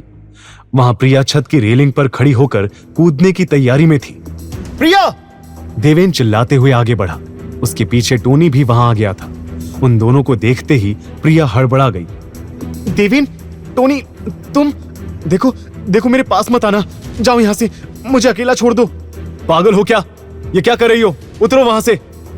देवेन गुस्से में बोला, पर प्रिया तो जैसे मरने का इरादा कर चुकी थी। देवेन धीरे धीरे कदम बढ़ाते हुए प्रिया का ध्यान भटकाने की कोशिश करने लगा। उस प्रोटेस्ट वाली शाम तुम रीना के माँ बाप से मिली थी ना? देखा था ना कैसे रो रहे थे वो अपनी बेटी की मौत पर? तो सोचो तुम्हारे माँ बाप पर क्या बीतेगी। इतनी खुदगर्ज कैसे बन सकती हो तुम प्रिया? अगर अपने पेरेंट्स की जरा भी फिक्र है तो नीचे आ जाओ। कम डाउन प्रिया। प्रिया सोच में दिख रही थी। इसी बात का फायदा उठाते हुए देवेन ने उसका हाथ पकड़ा और उसे नीचे खींच लिया। जहां देवेन और टोनी ने राहत की सांस ली, वहीं प्रिया ने रोना चालू कर दिया था। कुछ सेकंड के बाद देवेन ने इरिटेट होते हुए पूछा, अब ये गंगा जमुना बहाना बंद करो और बताओ ये बेवकूफी क्यों कर रही थी? प्रिया ने कुछ जवाब नहीं दिया, बस अपने मोबाइल पर एक वीडियो प्ले कर उनकी तरफ बढ़ा दिया। वो वीडियो गर्ल्स वॉशरूम में शूट किया गया था जब प्रिया वहां मौजूद थी। देवेन और टोनी ने एकदम से मुंह फेर लिया। तभी टोनी ने गुस्से में पूछा, ये वीडियो, ये किसने, कहां से आई ये वीडियो प्रिया? प्रिया ने हाथों में चेहरा छुपाकर रोते हुए बताया, शरद, ये वीडियो शरद ने भेजी है। वो इसके जरिए मुझे ब्लैकमेल कर रहा है। शरद का नाम सुनते ही देवेन फिर भड़क गया था, पर उसने खुद को कंट्रोल किया और सीरियस टोन में पूछा, किस बात के लिए ब्लैकमेल कर रहा है? उसे पैसे चाहिए? प्रिया ने सिसकते हुए ना में गर्दन हिला दी। वो गर्ल्स हॉस्टल में मेरे जरिए ड्रग सप्लाई करवाना चाहता है। मैंने मना किया, पर वो मुझे ये वीडियो वायरल करने की धमकी देने लगा। उसने मेरे मम्मी पापा को ये वीडियो भेजने की धमकी दी। अगर ऐसा हुआ तो वो जीते जी मर जाएंगे। मुझे कुछ समझ नहीं आ रहा, क्या करूं?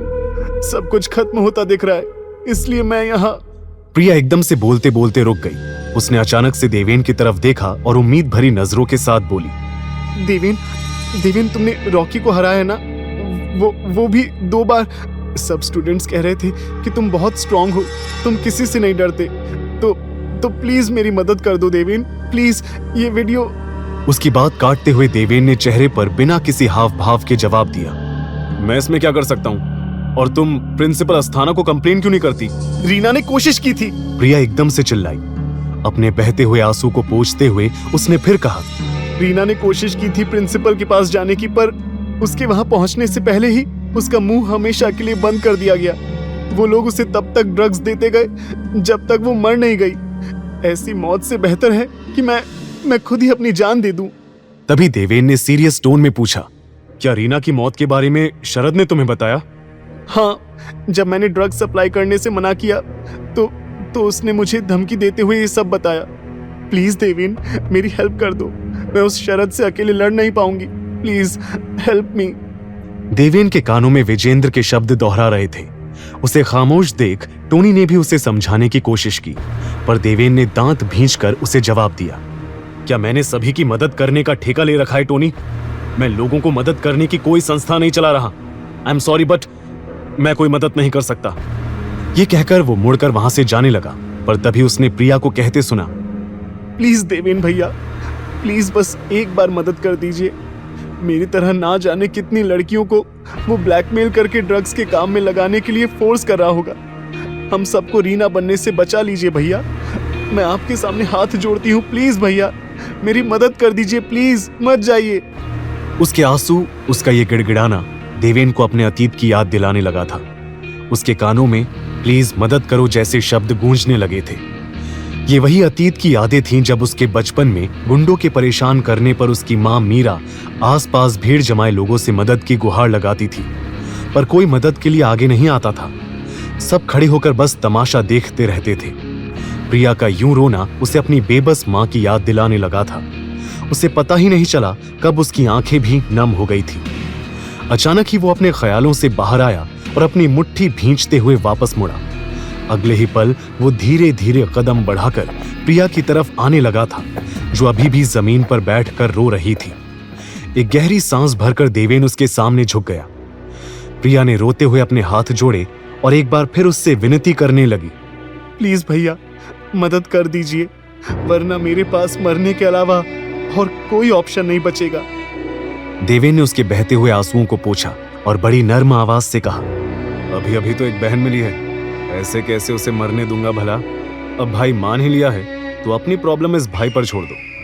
आई प्रॉमिस तुम्हारे साथ उन सभी लड़कियों को उस शरद नाम के राक्षस से बचाकर रहेगा तुम्हारा ये देवेन भैया, पर तुम्हें भी वादा करना पड़ेगा। प्रिया ने सवालिया नजरों से उसे देखा तो देवेन ने बात को पूरा करते हुए कहा, आगे से खुद को मारने जैसी बेवकूफी कभी नहीं करोगी। प्रिया नम आंखों के साथ मुस्कुराई और झट से हाँ में सर हिला दिया। पास खड़ा टोनी भी ये सब देखकर इमोशनल हो गया था। उसने आगे जाकर कहा, जानता हूं शरद से पंगा लेना आसान नहीं होगा, पर देवेन ब्रो मैं भी इसमें तेरा साथ दूंगा। तू बस बता प्लान क्या है। देवेन ने गहरी सांस भरी और प्रिया से पूछा, तुम ये वीडियो देखकर बता सकती हो ये एग्जैक्टली कहां शूट हुई होगी? क्या ये कॉलेज का गर्ल्स वॉशरूम है? प्रिया ने अपने आंसू पोंछते हुए जवाब दिया, मैंने ध्यान नहीं दिया, वो वीडियो देखकर मैं सब भूल गई। मैं देखती हूँ। उसने तुरंत अपने मोबाइल पर वीडियो प्ले करके देखा और कुछ सेकंड के बाद तुरंत बोली, भैया ये वीडियो में ये हमारे गर्ल्स हॉस्टल का कॉमन वॉशरूम है। ये सुनते ही देवेन के दिमाग में सबसे पहला ख्याल आया, तो क्या नंदिता की वीडियो भी? इस बारे में सोचने भर से भी उसकी आंखें गुस्से से लाल हो गई थी। पर तभी टोनी ने पूछा, ओ गॉड, मतलब नैंडी भी इसका शिकार हो सकती है? प्रिया ने तुरंत जवाब दिया, नहीं, हॉस्टल में ऐसे रूम्स भी हैं जिसमें बाथरूम अटैच्ड होते हैं, पर उनकी फीस बहुत ज्यादा होती है। नंदिता उन्हीं में से एक रूम में रहती है। ज्यादातर स्कॉलरशिप पर पढ़ने वाली या मुझ जैसे गरीब घर से आई लड़कियां ही ये कॉमन वॉशरूम यूज करती हैं। देवेन और टोनी ने बात को समझा। देवेन को कुछ सोचते देख टोनी ने पूछा, तो अब प्लान क्या है ब्रो? प्लान तो इस प्रॉब्लम को जड़ से खत्म करने का है, पर सोच रहा हूं लगे हाथ शरद शाह के श्राद्ध की तैयारी भी शुरू कर दूं। आखिर देवेन के दिमाग में चल क्या रहा था? क्या करने वाला था वो प्रिया को इस मुसीबत से निकालने के लिए? ब्रो एक बार फिर सोच ले, पकड़े गए ना तो सैंडल से पिटना पड़ेगा। कोई और तरीका नहीं है क्या? ये कहते हुए टोनी का माथा पसीने से भीगा हुआ था। देवेन के प्लान के अकॉर्डिंग वो लोग उसी रात गर्ल्स हॉस्टल के बाहर खड़े थे। एक यही तरीका है टोनी, और तू चिंता मत कर, हम दोनों में से कोई नहीं पिटेगा। देवेन मोबाइल की तरफ देखते हुए बोला, पर टोनी की घबराहट कम नहीं हुई। तुझे पता नहीं है, इस गर्ल्स हॉस्टल की वार्डन लेडी हिटलर है। लड़कियों से पहले अगर हम उसके हाथ लग गए ना, तो अगले दिन अखबार के फ्रंट पेज पर हमारी फोटो होगी और हेडलाइन होगी, 2 बदमाश गर्ल्स हॉस्टल की वार्डन के हाथ मारे गए। देवेन उसकी बात सुन हल्का सा हंसा। वो बार बार मोबाइल पर टाइम चेक किए जा रहा था। एक गहरी सांस भरकर उसने फिर कहा, हाँ, ऐसा कुछ नहीं होगा टोनी। देख, प्रिया ने बताया था ना कि ठीक 10 बजे वार्डन राउंड पर निकलती है, तब कैमरे पर किसी की नजर नहीं होती। यही परफेक्ट टाइम होगा हॉस्टल में एंट्री लेने का। जैसे ही वार्डन अपने ऑफिस से निकलेगी, प्रिया मुझे मिस्ड कॉल कर देगी और मैं हॉस्टल में एंट्री ले लूंगा।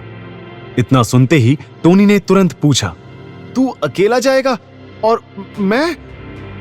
देवेन ने हॉस्टल गेट की तरफ इशारा करके जवाब दिया, इस गार्ड का ध्यान किसी को तो भटकाना होगा ना, और ये काम मैं तुझ पर छोड़ता हूं। टोनी बहस करने वाला था, पर तभी देवेन के मोबाइल पर प्रिया का मिस्ड कॉल आया। वो तुरंत बोला, ओके, हॉस्टल में जाने का टाइम आ गया। अब ध्यान से सुन, अगर कोई भी गड़बड़ हुई तो तू रेडी रहना। भागने के लिए ना? नहीं, पिटने के लिए। देवेन ने मजाक में डराते हुए कहा और टोनी को उस गार्ड के पास भेज दिया। टोनी ने कुछ ही सेकंड्स में उस गार्ड को अपनी बातों में उलझाना शुरू कर दिया था। जैसे ही गार्ड का ध्यान वहां गेट से भटका, देवेन तुरंत गेट क्रॉस करके अंदर चला गया। वो बिना रुके सीधा हॉस्टल के मेन एंट्रेंस की तरफ जाने लगा। प्रिया ने बताया था, एंट्रेंस से लेफ्ट में कॉरिडोर के एंड पर वार्डन का ऑफिस है। वहीं से वो पूरे हॉस्टल के कैमरों पर नजर रखती है। ये कहते हुए देवेन एंट्रेंस से एंटर होकर इधर उधर नजर घुमा रहा था। इस वक्त तक सभी लड़कियां अपने कमरे में जा चुकी थीं। कॉरिडोर एकदम सुनसान पड़ा था। देवेन तेज कदमों के साथ कॉरिडोर के एंड में वार्डन के ऑफिस में घुस गया। उसके पीछे पीछे प्रिया भी वहां पहुंच गई। वो इस प्लान से काफी घबराई हुई दिख रही थी। देवेन भैया, मुझे बहुत डर लग रहा है। अगर कुछ गड़बड़ हो गई तो वार्डन मुझे हॉस्टल से निकाल देगी और वो कॉलेज में भी कंप्लेन कर देगी। मेरा करियर खत्म हो जाएगा। देवेन ने उसके गाल पर हाथ रख उसे समझाया, ऐसा कुछ नहीं होगा प्रिया, मुझ पर भरोसा रखो। मैं तुम पर कोई मुसीबत नहीं आने दूंगा। अभी फिलहाल जिस काम के लिए आए हैं वो करते हैं। देखें तो जरा, तुम्हारी लेडी हिटलर इस शरद के साथ मिली हुई है या नहीं? देवेन ये कहते हुए वहां टेबल पर रखे कंप्यूटर के पास गया। इसी कंप्यूटर पर पूरे हॉस्टल में लगे कैमरे की फुटेज दिखाई देती है ना? हाँ भैया, पर मुझे इसका पासवर्ड नहीं पता। उसकी चिंता तुम मत करो। इतना कहकर देवेन मुस्कुराया और उसने तुरंत कीबोर्ड पर अपनी उंगलियों से ऐसा जादू किया कि कुछ ही सेकंड्स में पासवर्ड अनलॉक हो गया। ये सब देख प्रिया की आंखें हैरानी से बड़ी हो गई। आप तो आर्ट स्टूडेंट हो ना भैया, आपने ये सब इतनी आसानी से कैसे किया? ये सब सवालों का जवाब बाद में दूंगा, पहले जरा देखे तो सही तुम्हारी वार्डन शरद के इस घटिया चाल के हिस्सेदार है या सिर्फ एक मोहरा है? देवेन ने कहा और फिर कंप्यूटर पर सभी कैमरों की फुटेजेस चेक करने लगा। इसमें उस गर्ल्स वॉशरूम के कैमरे की कोई फुटेज नहीं दिख रही है, सब कॉरिडोर्स की हैं। मेन और बैक एंट्रेंस की फुटेज भी दिख रही है। तभी प्रिया बोली, भैया मैंने वॉशरूम में जाकर चेक भी किया था, पर मुझे वहां कोई कैमरा नहीं दिखा। पता नहीं उस शरद ने वो कैमरा कहाँ फिट किया है। अब क्या करेंगे भैया, कैसे पता लगाएंगे? देवेन तो जैसे सारी प्रॉब्लम्स के सलूशन के साथ तैयार होकर ही आया था। उसने तुरंत प्रिया से उसका मोबाइल लिया और उसमें अपने मोबाइल से एक ऐप इंस्टॉल करके कहा, प्रिया अब अपना मोबाइल लो और उसी वॉशरूम में वापस जाओ। इस मोबाइल को हर कॉर्नर में ले जाकर चेक करना। मैंने जो ऐप डाउनलोड की है उसकी मदद से हमें कैमरा कहाँ छुपाया गया है उसका पता चल जाएगा। यह ऐप वॉशरूम में लगे डिवाइस के सिग्नल को कैच करेगा और उसका आईपी एड्रेस सीधा मेरे मोबाइल पर आ जाएगा।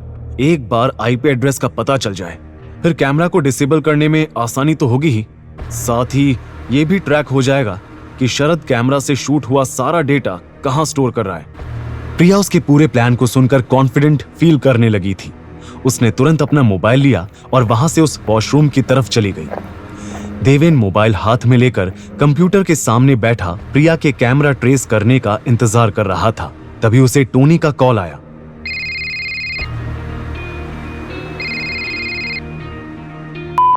ब्रो, मुझे गार्ड से कब तक बात करते रहना होगा? ये तो अपनी बेटी की शादी मुझसे तय करने की बात कर रहा है। अगर तू जल्दी नहीं आया तो यहाँ मैं बलि चढ़ जाऊंगा। देवेन हल्का सा हंसा और बोला, डोंट वरी, काम ऑलमोस्ट होने वाला है। तभी एकदम से उसने किसी की आवाज सुनी, देवेन। अपना नाम सुनते ही देवेन की नजरें तुरंत दरवाजे की तरफ गई और उसकी आंखें फटी की फटी रह गई, क्योंकि वहां उसके सामने नंदिता खड़ी थी। वो गुस्से और शॉक्ड एक्सप्रेशन के साथ देवेन के पास आई और उसने सवालों की बौछार शुरू कर दी। देवेन, तुम यहाँ क्या कर रहे हो? ये गर्ल्स हॉस्टल है, जानती हो ना? इतनी रात को यहाँ आए कैसे तुम? और ये वार्डन के ऑफिस में क्या कर रहे हो? ये कंप्यूटर पर कैमरास के फुटेजेस चलते देख नंदिता उसे गलत समझ बैठी। तुम लड़कियों पर नजर रख रहे हो? छी, मुझे लगा तुम्हें बस मारपीट का शौक है, पर तुम ये घटिया काम भी। मैं अभी वार्डन को सब बताती हूँ, सबको बुलाती हूँ। तुम्हें तो सजा मिलनी ही चाहिए। कोई है यहाँ? कोई? नंदिता चिल्लाते हुए वहां से जाने लगी थी, पर तभी देवेन ने उसकी कमर पर हाथ रखकर उसे अपनी तरफ खींचा और झट से उसके मुंह पर अपना हाथ रख दिया। नंदिता पहली बार देवेन के इतने करीब आई थी। देवेन ने जैसे ही उसे छुआ, उसके बदन में बिजली सी दौड़ गई। उसकी आंखें देवेन की आंखों से टकराई और वो एक पल को जैसे उनमें खो गई। लेकिन अगले ही पल वो होश में आई और देवेन को धक्का देकर दूर करते हुए बोली, इतनी रात को गर्ल्स हॉस्टल में क्या कर रहे हो? वार्डन के ऑफिस में क्यों आए हो? और सच बोलना, वरना मैं चिल्लाकर सभी को जमा कर दूंगी। देवेन के कुछ कहने से पहले ही उसके मोबाइल पर अचानक से प्रिया का कॉल आने लगा। ये देख उसने तुरंत कॉल पिक किया और स्पीकर पर रख दिया। हेलो भैया, यहाँ वॉशरूम में छिपा कैमरा मिल गया है, उसका सिग्नल दिख रहा है। अब मुझे क्या करना है? वेरी गुड प्रिया, अब तुम बिल्कुल चिंता मत करो। मेरे पास उसका आईपी एड्रेस आ गया होगा। मैं उस कैमरे को अभी डिसेबल करता हूँ और बाकी सब भी हैंडल करता हूँ। तुम बस अब अपने रूम में जाओ, वरना किसी को शक हो सकता है। दूसरी तरफ से प्रिया आवाज में राहत की झलक के साथ बोली, थैंक यू भैया, आप नहीं जानते आपकी वजह से कितनी लड़कियों की जिंदगी बर्बाद होने से बच जाएगी। थैंक यू, और प्लीज आप भी संभल कर जाइएगा। अब तक नंदिता के चेहरे पर गुस्से की जगह कंफ्यूजन ने ले ली थी। कॉल कट होते ही देवेन ने सीरियस टोन में उसे सब बताया। प्रिया की मदद कर रहा था। उस शरद ने गर्ल्स वॉशरूम में कैमरा लगाया था, जिसके जरिए वो प्रिया को ब्लैकमेल कर रहा था, यहाँ हॉस्टल में ड्रग्स सप्लाई करने के लिए, समझी? जब देखो मुझे क्रिमिनल का खिताब दे देती हो। नंदिता कुछ बोलना चाह रही थी, पर उसके मुंह से शब्द बाहर नहीं आ पा रहे थे। देवेन ने विनिंग स्माइल के साथ कहा, क्या हुआ? समझ नहीं आ रहा क्या बोलूं? मैडम, आप सॉरी बोलने से शुरुआत क्यों नहीं करती? नंदिता जो थोड़ी देर पहले सॉरी बोलने ही वाली थी, वो उसके एटीट्यूड को देख चिढ़ गई। सॉरी? गलती तुम्हारी है जो मुझे गलत वक्त पर गलत जगह मिल जाते हो।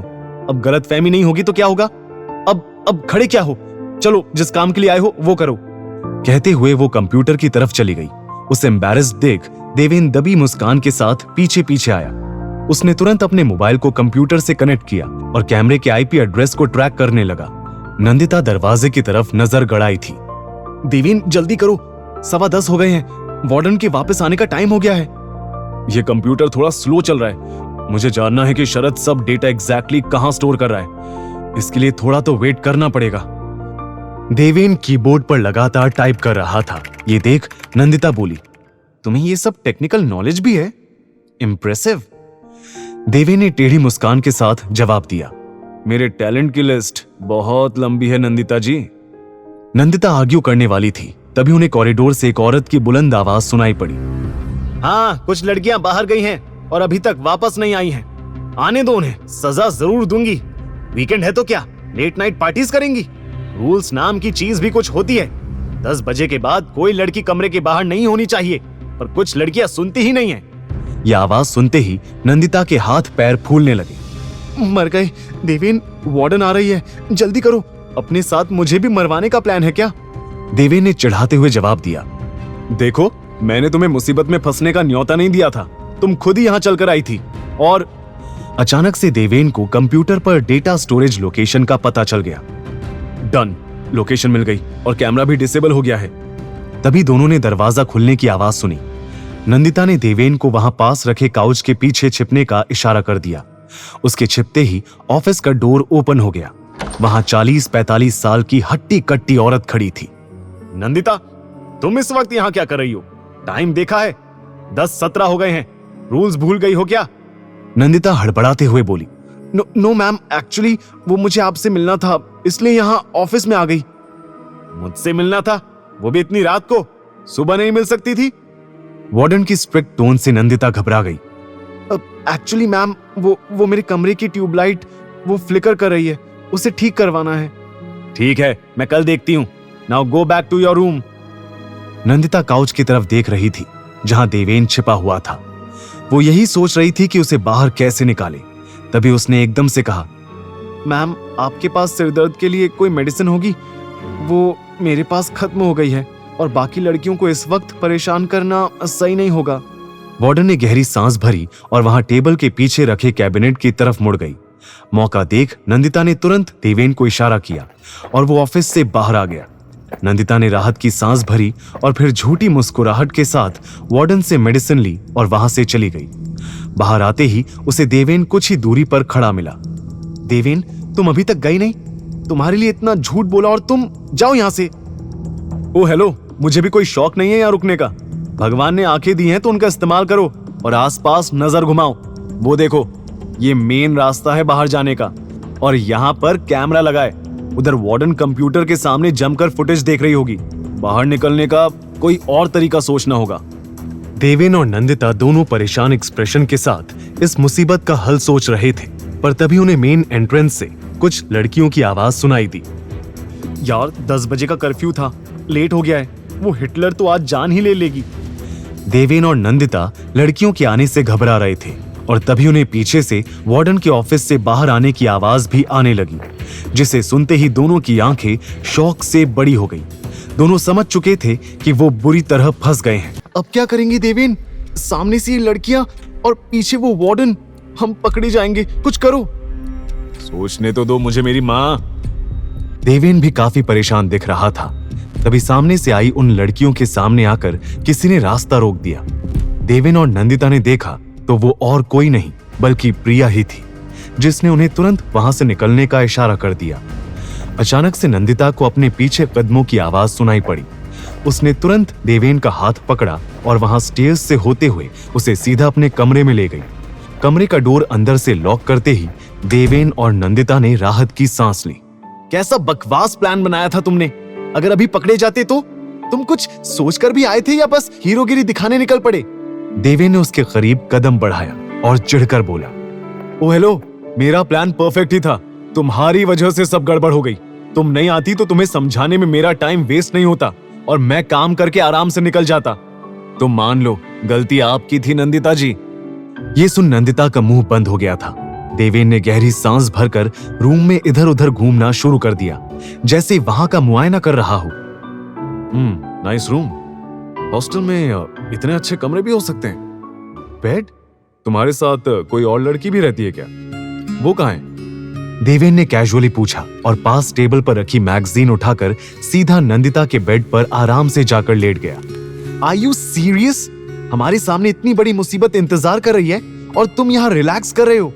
अरे ये सोचो कि तुम यहाँ से कैसे निकलोगे, और अगर कोई उसी वक्त नंदिता के दरवाजे पर नॉक हुआ।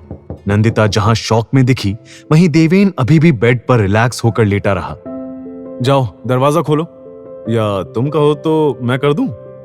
देवेन टेढ़ी मुस्कान के साथ बोला। नंदिता जानती थी वो इस सिचुएशन में भी उसे छेड़ रहा था। उसने एक पल देवेन को घूर कर देखा और घबराते हुए दरवाजे की तरफ गई। उसने थोड़ा सा दरवाजा खोला।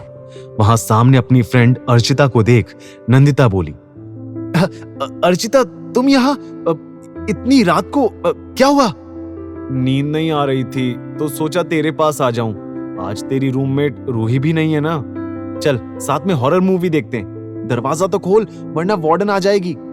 अर्चिता अंदर आने की कोशिश में थी कि तभी नंदिता चिल्लाई, नहीं। अर्चिता एकदम से हैरान हो गई। तभी नंदिता ने नर्वस स्माइल के साथ फिर कहा, वो मतलब अभी नहीं आ सकती तुम। वो मुझे अकेले पढ़ाई करनी है देर रात तक, तो हम कल मिलते हैं, ओके? Good night. ये कहते ही नंदिता ने झट से दरवाजा बंद कर दिया और मुड़कर अपनी बढ़ी हुई धड़कनों को शांत करने लगी। फिर कुछ पल रुककर वो देवेन की तरफ आते हुए बोली, देवेन, सिर्फ तुम्हारी वजह से मुझे झूठ बोलना पड़ रहा है। इतना झूठ तो मैंने अपनी पूरी लाइफ में नहीं बोला होगा। तुम ओह रियली? तुमने इससे पहले कोई झूठ नहीं कहा मिस नंदिता शेखावत? देवेन ने टेढ़ी मुस्कान के साथ कहा। नंदिता उसके हाथ में अपनी और अपने पापा की फोटो को देख एकदम शॉक्ड हो गई थी। ये फोटो तुम्हारे पास? मैंने ड्रॉर में। तुम मेरे पर्सनल सामान में ताका झांकी कैसे कर सकते हो देवेन? नंदिता ने देवेन के हाथ से फ्रेम छीन लिया। तभी देवेन फिर बोला, वो फोटो तुम्हारे साथ तुम्हारे? हाँ, मेरे डैड हैं। नंदिता ने जवाब दिया और ड्रॉर खोल फ्रेम वापस उसमें रख दिया। कुछ देर के लिए कमरे में खामोशी छा गई थी। देवेन ने उनके बीच आई ऑकवर्ड खामोशी को तोड़ा। कमाल है नंदिता जी, आप तो बड़ी अमीर निकली। इंडिया के मशहूर बिजनेसमैन विजेंद्र शेखावत आपके डैड हैं। मैं होता तो इस बात का ढिंडोरा हर जगह पीट देता, पर तुम अजीब हो, तुमने अपनी असली पहचान छुपा रखी है। लेकिन क्यों? इसमें बताने वाली क्या बात है? मैं कॉलेज में पढ़ने आई हूं, अपनी अमीरी का शो ऑफ करने नहीं। देवेन ने जब से ये मिशन ज्वाइन किया था तब से उसके मन में एक सवाल हमेशा रहता था और आज उसने मौका देखकर वो पूछ ही लिया। इतना अमीर होने के बावजूद भी तुम्हारी ऐसी क्या मजबूरी है कि तुम्हें इस कॉलेज में पढ़ना पड़ रहा है? तुम तो दुनिया के किसी भी फेमस कॉलेज में आराम से एडमिशन ले सकती हो, राइट? तो फिर ये कॉलेज क्यों, ये जानते हुए भी कि इस कॉलेज में पल पल स्टूडेंट्स की जान पर खतरा रहता है? तो फिर यहां ही क्यों नंदिता? ये महादेवी कॉलेज मेरे डैड ने बनवाया था देवेन। उसका ये जवाब सुनते ही देवेन की मुस्कान गायब हो गई। वहीं नंदिता ने होठों पर सैड स्माइल के साथ अपनी बात को पूरा किया। डैड ने तो सिर्फ कॉलेज बनवाया, पर प्रिंसिपल का रोल निभाते निभाते ये कॉलेज कब माँ की दुनिया बन गया उन्हें भी पता नहीं चला। हाँ, यहाँ के ex principal Mrs Ragini Shekhawat मेरी माँ थी। मेरे यहाँ आने का कारण भी वही है। माँ ने इस कॉलेज को लेकर एक सपना देखा था जिसमें गरीब अमीर हर बच्चे को बेस्ट एजुकेशन मिले। माँ तो अब मेरे साथ नहीं है, तो सोचा उनके कॉलेज में आकर ही उनको खुद के करीब महसूस कर लूं। जानती हूं ये कॉलेज सेफ नहीं है, पर ये हमेशा से ऐसा नहीं था देवेन। नंदिता की आवाज भारी हो गई थी। उसने रुककर फिर कहा, माँ के जाने के बाद इस कॉलेज की हालत दिन पर दिन बिगड़ती चली गई। पापा अपने बिजनेस एम्पायर को संभालने में इतना उलझे रहे कि ध्यान ही नहीं दे पाए। पर देवेन, मैं अपनी माँ के इस सपने को ऐसे बिखरने नहीं दे सकती। इसलिए देवेन ने उसकी बात को पूरा किया। इसलिए तुम यहाँ आ गई इस कॉलेज को सुधारने। इसलिए तुम यहाँ हो रहे हर गलत के खिलाफ आवाज उठाने की कोशिश करती हो। नंदिता ने नम आंखों के साथ धीरे से हाँ में सर हिला दिया। उसके आंसू देख ना जाने क्यों देवेन के सीने में चुभन सी उठी, पर इस फीलिंग को इग्नोर करते हुए उसने गहरी सांस भरकर फिर पूछा, तुम्हारी माँ रागिनी जी, वो कब उनकी डेथ कैसे हुई? ये सवाल सुनते ही नंदिता का चेहरा एकदम सफेद पड़ गया था। वो नजरें चुराने लगी। उसने झट से अपने बहते आंसू पोंछे और बोली, अभी ये सब बातें करने का टाइम नहीं है देवेन। तुम्हें वो प्रिया की प्रॉब्लम सॉल्व करनी है ना। वो जो तुम लोकेशन की बात कर रहे थे, वो कहाँ की है? देवेन समझ रहा था कि नंदिता टॉपिक चेंज कर रही थी, पर उसके दिमाग में सवाल अटक चुका था। ऐसा क्या हुआ था रागिनी जी के साथ जो नंदिता उनके बारे में बात करने से कतरा रही थी। पर फिलहाल इस बात को दबाते हुए उसने कहा, लोकेशन सुल्तानपुर की आ रही है। करंटली वहां से एक लैपटॉप का आईपी एड्रेस ट्रैक हो रहा है जिस पर कैमरे का शूट हुआ सारा डेटा स्टोर हो रहा था। 1 मिनट, सुल्तानपुर? इस जगह पर दिल्ली के ज्यादातर फार्म हाउसेज हैं और जितना मैंने सुना है वहां इन शाह ब्रदर्स का भी एक फार्म हाउस है। कहीं ये वही तो? देवे ने सीरियस टोन में जवाब दिया, अब तो ये वहां जाकर ही पता चलेगा। मुझे आज रात को ही उस लैपटॉप को हासिल करके सारे वीडियोस डिलीट करने होंगे। कल तक तो शरद को कैमरा डिसेबल होने का पता चल जाएगा और तब तक बहुत देर हो जाएगी। तो हमें अभी जाना होगा। नंदिता के कहते ही देवेन तुरंत बोला, हाँ अभी जा। 1 मिनट, हम? हाँ, हम नहीं मैडम, सिर्फ मैं जाऊंगा। क्यों? मैं भी चलूंगी तुम्हारे साथ, मुझे भी इस प्लान का हिस्सा बनना है। देवेन ने तुरंत मना कर दिया, पर मुझे नहीं बनाना है क्योंकि तुम जहां भी जाती हो मेरे लिए मुसीबत खड़ी करती हो, इसलिए तुम यहीं रहोगी, समझी? देवेन, मैं तुम्हारे साथ चल रही हूं एंड दैट्स फाइनल। नंदिता जिद पर अड़ी रही, पर देवेन भी कम नहीं था। उसने एरोगेंट स्माइल पास करते हुए कहा, और जैसे तुम्हारे कहने से मैं मान जाऊंगा, नो चांस। नंदिता ने उसे घूर कर देखा, पर फिर अचानक से उसके होंठों पर टेढ़ी मुस्कान दिखाई दी। वो धीरे धीरे उसके करीब आई और कॉन्फिडेंट टोन में बोली, शायद आप भूल रहे हैं देवेन जी, आप देर रात गर्ल्स हॉस्टल में बिना परमिशन के घुसे हैं। और इतना ही नहीं, आप एक लड़की के कमरे में हैं। अगर मैंने अभी चिल्लाकर सबको बुला लिया और आप पर जबरदस्ती कमरे में आने का, स्टॉकिंग का इल्जाम लगा दिया तो जानते हैं ना क्या होगा। देवेन उसकी बातों से डरा या घबराया नहीं था, पर नंदिता का ये रूप देखकर वो सरप्राइज दिख रहा था। तो अब आप मुझे ब्लैकमेल करेंगी मिस शेखावत? देवेन ने दबी मुस्कान के साथ पूछा तो नंदिता भी अकड़ से बोली, तुमने भी तो मेरी दोस्ती पाने के लिए ऐसा ही कुछ किया था, अब तुमसे ही सीखा है। तो बताओ, सभी लड़कियों से पिटना है या मुझे अपने प्लान में इंक्लूड करना है? Choice is yours. देवेन समझ गया था कि नंदिता मानने वाली नहीं थी। फाइन, तुम भी आ सकती हो। ये कहते हुए वो कमरे की बालकनी की तरफ चला गया। नंदिता काफी खुश दिखी, पर उसकी यह खुशी ज्यादा देर नहीं टिकी। चलो, ये तो अच्छा है नंदिता कि तुम्हारा कमरा फर्स्ट फ्लोर पर है, यहां से जाना इजी रहेगा। नंदिता शॉक्ड एक्सप्रेशन के साथ बालकनी में आकर बोली, व्हाट? हम बालकनी से जाने वाले हैं? यहां से नीचे कूदना पड़ेगा? नहीं नहीं, कूदना क्यों है, मैं तो सुपरमैन हूं, तुम्हें उड़ाकर ले जाऊंगा। देवेन का ये जवाब सुन नंदिता कुछ नहीं बोली, वो बालकनी से नीचे देखती रही। तभी देवेन ने कमरे में कबर्ड से बेडशीट और दुपट्टा ढूंढना शुरू कर दिया। ओ मैडम, प्लान में इंक्लूड होने का शौक है ना, तो जरा यहाँ आकर थोड़ा काम भी कर लो। ये कपड़ों की एक रस्सी तैयार करते हैं, यहाँ बालकनी की रेलिंग से बांधकर हम आराम से नीचे पहुंच जाएंगे, ज्यादा ऊंचाई नहीं है। नंदिता ने घबराते हुए देवेन की रस्सी बनाने में मदद की। करीब 5 से 10 मिनट बाद दोनों बालकनी के पास खड़े थे। देवेन ने रेलिंग से कपड़ों से बनी उस रस्सी के एक सिरे को बांधा और बाकी को नीचे की तरफ गिरा दिया। पहले मैं जाता हूँ, फिर तुम आ जाना, ओके?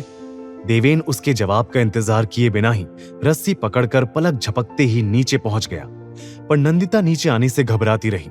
ये देख देवेन इरिटेट होकर बोला, देखो, अगर इतना ही डर लग रहा है तो मत आओ, मैंने तुम्हें फोर्स नहीं किया है। नहीं, मैं आ रही हूं, कहकर नंदिता ने डरते हुए रस्सी पकड़कर धीरे धीरे नीचे आने की कोशिश शुरू की। वो जमीन से कुछ ही दूरी पर थी कि तभी नंदिता का हाथ छूट गया। वो एकदम से नीचे गिरने लगी, पर देवेन ने तुरंत आगे आकर उसे अपनी बाहों में भर लिया। एक बार फिर वो दोनों एक दूसरे के बेहद करीब आ गए थे। नंदिता डर के मारे आंखें बंद करके देवेन की शर्ट को कसकर पकड़े रही। उसके चेहरे पर मासूम एक्सप्रेशन देख देवेन के होंठों पर मुस्कान नजर आई। नंदिता के होंठों पर नजर पड़ते ही देवेन की धड़कनें बढ़ने लगी थी, पर उसने तुरंत ही अपने इस नए एहसास को इग्नोर करके कहा, अगर थोड़ा और कसकर पकड़ोगी तो शर्ट के 2 टुकड़े हो जाएंगे। मेरी बॉडी ही देखनी है तो पहले बोलती, कमरे में हम अकेले ही थे, ऐसे खुले में। आउच! नंदिता ने उसके सीने पर पंच किया और उससे दूर हो गई। सिचुएशन का ज्यादा फायदा मत उठाओ, समझे? अब चलो, वरना कोई देख लेगा। देवेन और नंदिता धीरे धीरे गेट की तरफ बढ़े। देवेन ने मोबाइल से टोनी को मिस्ड कॉल करके काम खत्म होने का इशारा भेज दिया। कुछ ही सेकंड में हॉस्टल से दूर टोनी देवेन और नंदिता से मिला। नैंडी, तू यहाँ? देवेन, तू तो अंदर अकेला गया था ना, तो नैंडी के साथ बाहर ये क्या हो रहा है? ये सवाल तो मुझे तुमसे पूछना चाहिए पीनट। देवेन से पहले मैं तुम्हारी दोस्त हूं और तुमने मुझे कुछ नहीं बताया। मुझे अपने इस प्लान के बारे में बताना चाहिए था ना, क्यों नहीं बताया? नंदिता टोनी पर बरस पड़ी, पर देवेन उसे डिफेंड करते हुए बोला, इसे डर था कहीं तुम फिर से न्याय की देवी का रूप ना धारण कर लो। और फिर शरारत भरी मुस्कान के साथ वहां से आगे बढ़ गया। नंदिता बहस करने वाली थी, पर टोनी ने उसे रोका और दोनों चुपचाप उसे फॉलो करने लगे। अब क्या करेंगे गाइस? ये अपने देवेन ब्रो से पूछो पीनट। परफेक्ट प्लान बनाकर आए हैं ना, कुछ सोचा होगा इन्होंने ऐसी सिचुएशन में क्या करना है, राइट देवेन? देवेन, नंदिता और टोनी सुल्तानपुर में बने शाह फार्म हाउस से कुछ मीटर की ही दूरी पर खड़े थे। वहां पहुंचते ही उन तीनों को फार्म हाउस की लाइटिंग और दूर तक सुनाई दे रहे लाउड म्यूजिक से अंदर चल रही पार्टी का पता चल गया था। देवेन ने थोड़ा सोचकर जवाब दिया, करना क्या है? अरे पार्टी हो रही है, ये तो हमारे लिए एडवांटेज है। अंदर जितने भी लोग होंगे उनमें मिक्स होकर सीधा लैपटॉप ढूंढेंगे और फुटेज डिलीट कर देंगे। देवेन ब्रो, जितना तू सोच रहा है ये उतना आसान नहीं होने वाला, वो देख। टोनी के कहते ही देवेन और नंदिता ने फार्म हाउस के एंट्रेंस पर नजर डाली। वहां स्टाइलिश और अतरंगी कपड़े पहने लड़के लड़कियों का एक ग्रुप शोर मचाते हुए जीप से नीचे उतर रहे थे। पर देवेन को इसमें सबसे ज्यादा इंटरेस्टिंग बात कुछ और लगी। नोटिस किया, लड़कियों ने व्हाइट मास्क पहन रखा है और लड़कों ने उसी तरह का ब्लैक। लगता है अंदर चल रही पार्टी मास्क थीम की है। अब हम मास्क कहां से लाएंगे? नंदिता के सवाल पूछते ही देवेन थोड़ा इरिटेट होकर बोला, मैडम, मास्क से भी बड़ी प्रॉब्लम हमारे कपड़े हैं। उन लड़कियों को देखो और खुद को देखो। नंदिता अपने ब्लू नाइट सूट की तरफ देख रही थी। तभी देवेन आगे बोला, ऐसे जाओगी तो वो गार्ड देखते ही उल्टे पैर वापस भेज देगा और बाय चांस अंदर चले भी गए तो सभी की नजरें तुम पर अटक जाएंगी कि ये अजूबा कहां से आया है। नंदिता ने गुस्से से जवाब दिया, इतना ही खुद को स्मार्ट समझते हो तो निकालो इस प्रॉब्लम का सलूशन, और सलूशन नहीं है तो चुप रहो, समझे? क्या सलूशन निकालेगा इस प्रॉब्लम का देवेन? क्या होगा इस मास्क्ड थीम पार्टी में? क्या देवेन अपने प्लान में कामयाब हो पाएगा या टोनी और नंदिता के साथ आज किसी बहुत बड़ी मुसीबत में फंस जाएगा? बताओ देवेन, कैसे जाएंगे अंदर?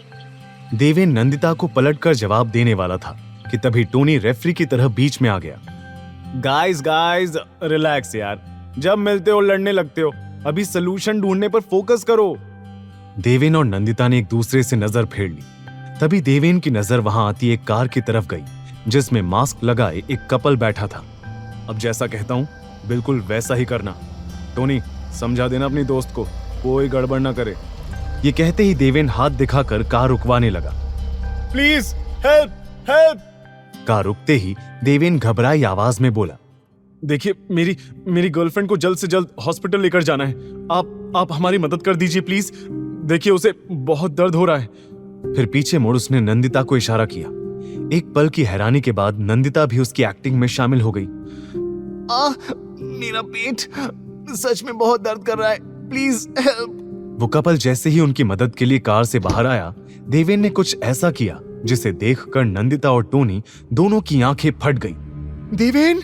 नंदिता और टोनी दोनों चीख पड़े क्योंकि देवेन ने पल भर में वहां खड़े कपल के गले का कोई पॉइंट दबाकर उन्हें बेहोश कर दिया था। उस कपल को जमीन पर ढेर देख नंदिता और टोनी दोनों का मुंह शौक से खुला का खुला रह गया था। ये क्या किया तुमने देवेन?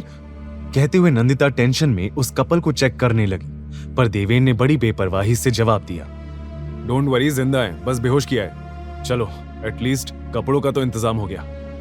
ये सुन जहां नंदिता उसे गुस्से से घूर रही थी, वहीं टोनी ने एक्साइटेड टोन में कहा, वो ब्रो, तुझे ये टेक्निक भी आती है? ऑसम, मुझे भी सिखाना।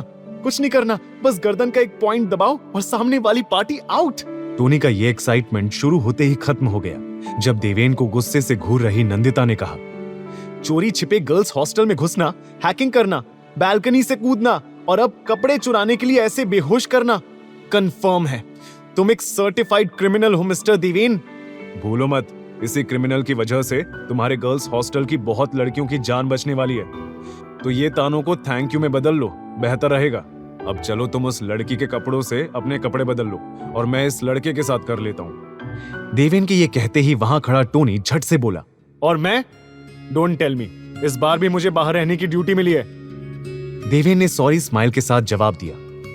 टोनी यार माफ करना, पर तू किसी भी भेस में अंदर जाएगा तो पकड़ा जाएगा।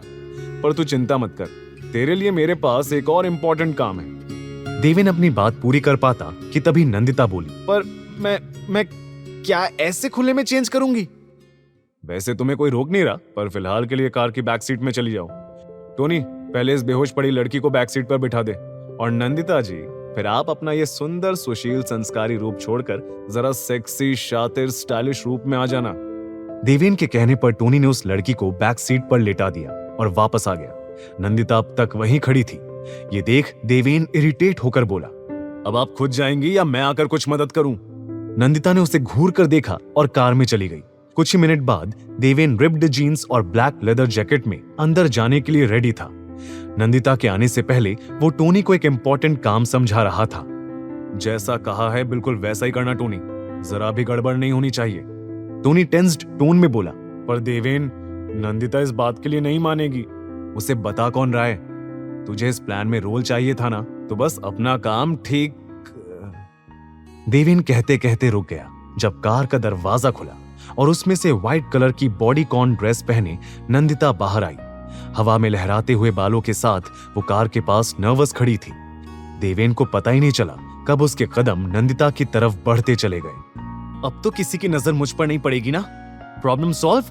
नंदिता ने थोड़ा गुस्से में पूछा, पर देवेन ने मुस्कुराकर जवाब दिया, प्रॉब्लम तो बढ़ा दी तुमने, अब तो तुम पर से किसी की नजर हटना भी मुश्किल होगी। जहां देवेन उसकी खूबसूरती में खोया था, वहीं नंदिता उसकी आंखों में।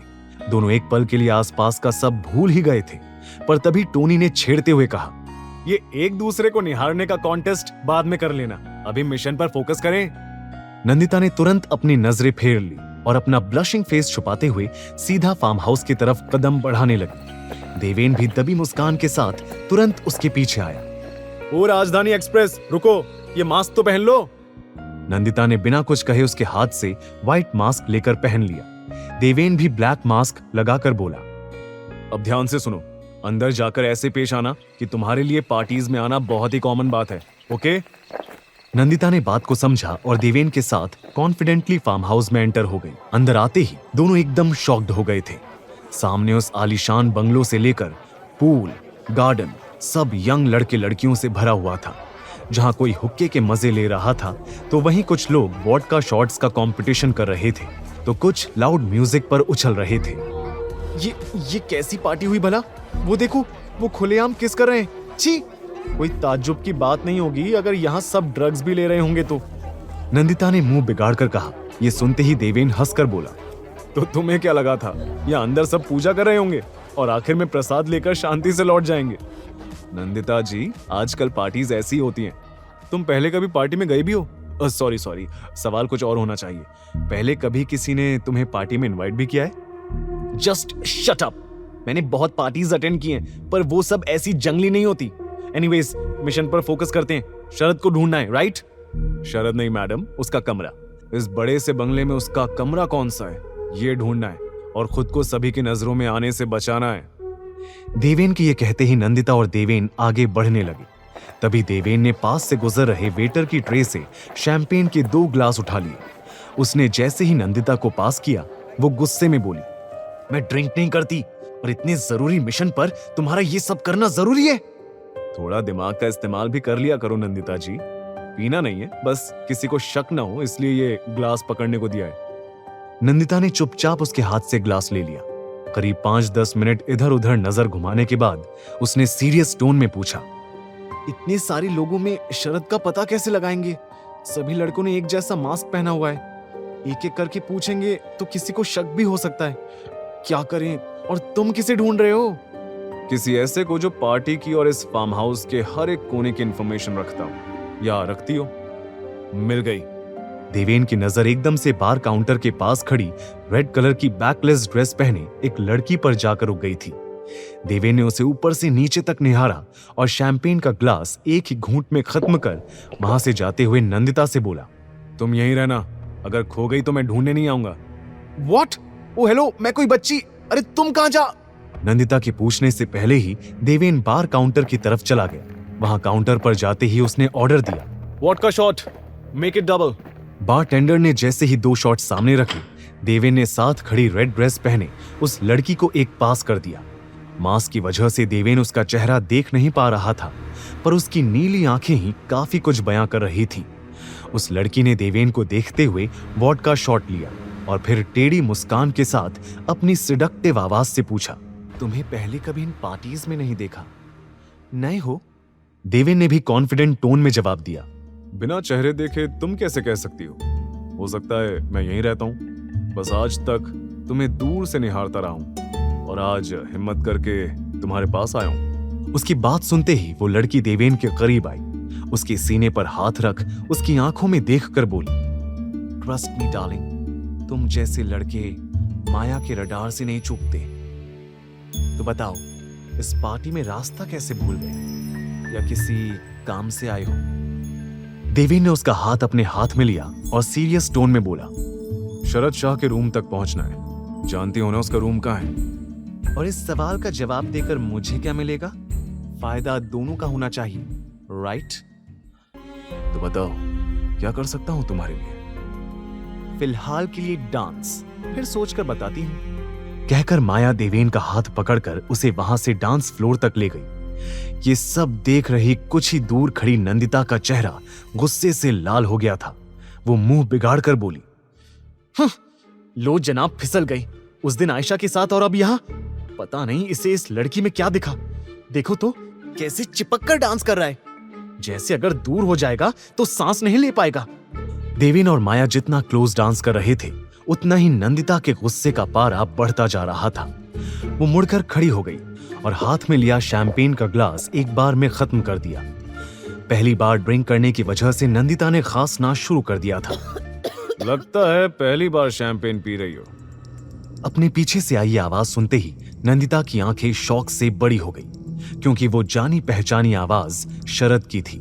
आगे की कहानी जानने के लिए देखिए अगला एपिसोड सिर्फ पॉकेट एफएम के यूट्यूब चैनल पर, और हीरोगिरी के सारे एपिसोड्स को सुनने के लिए डिस्क्रिप्शन में दी लिंक से डाउनलोड करें पॉकेट एफएम ऐप।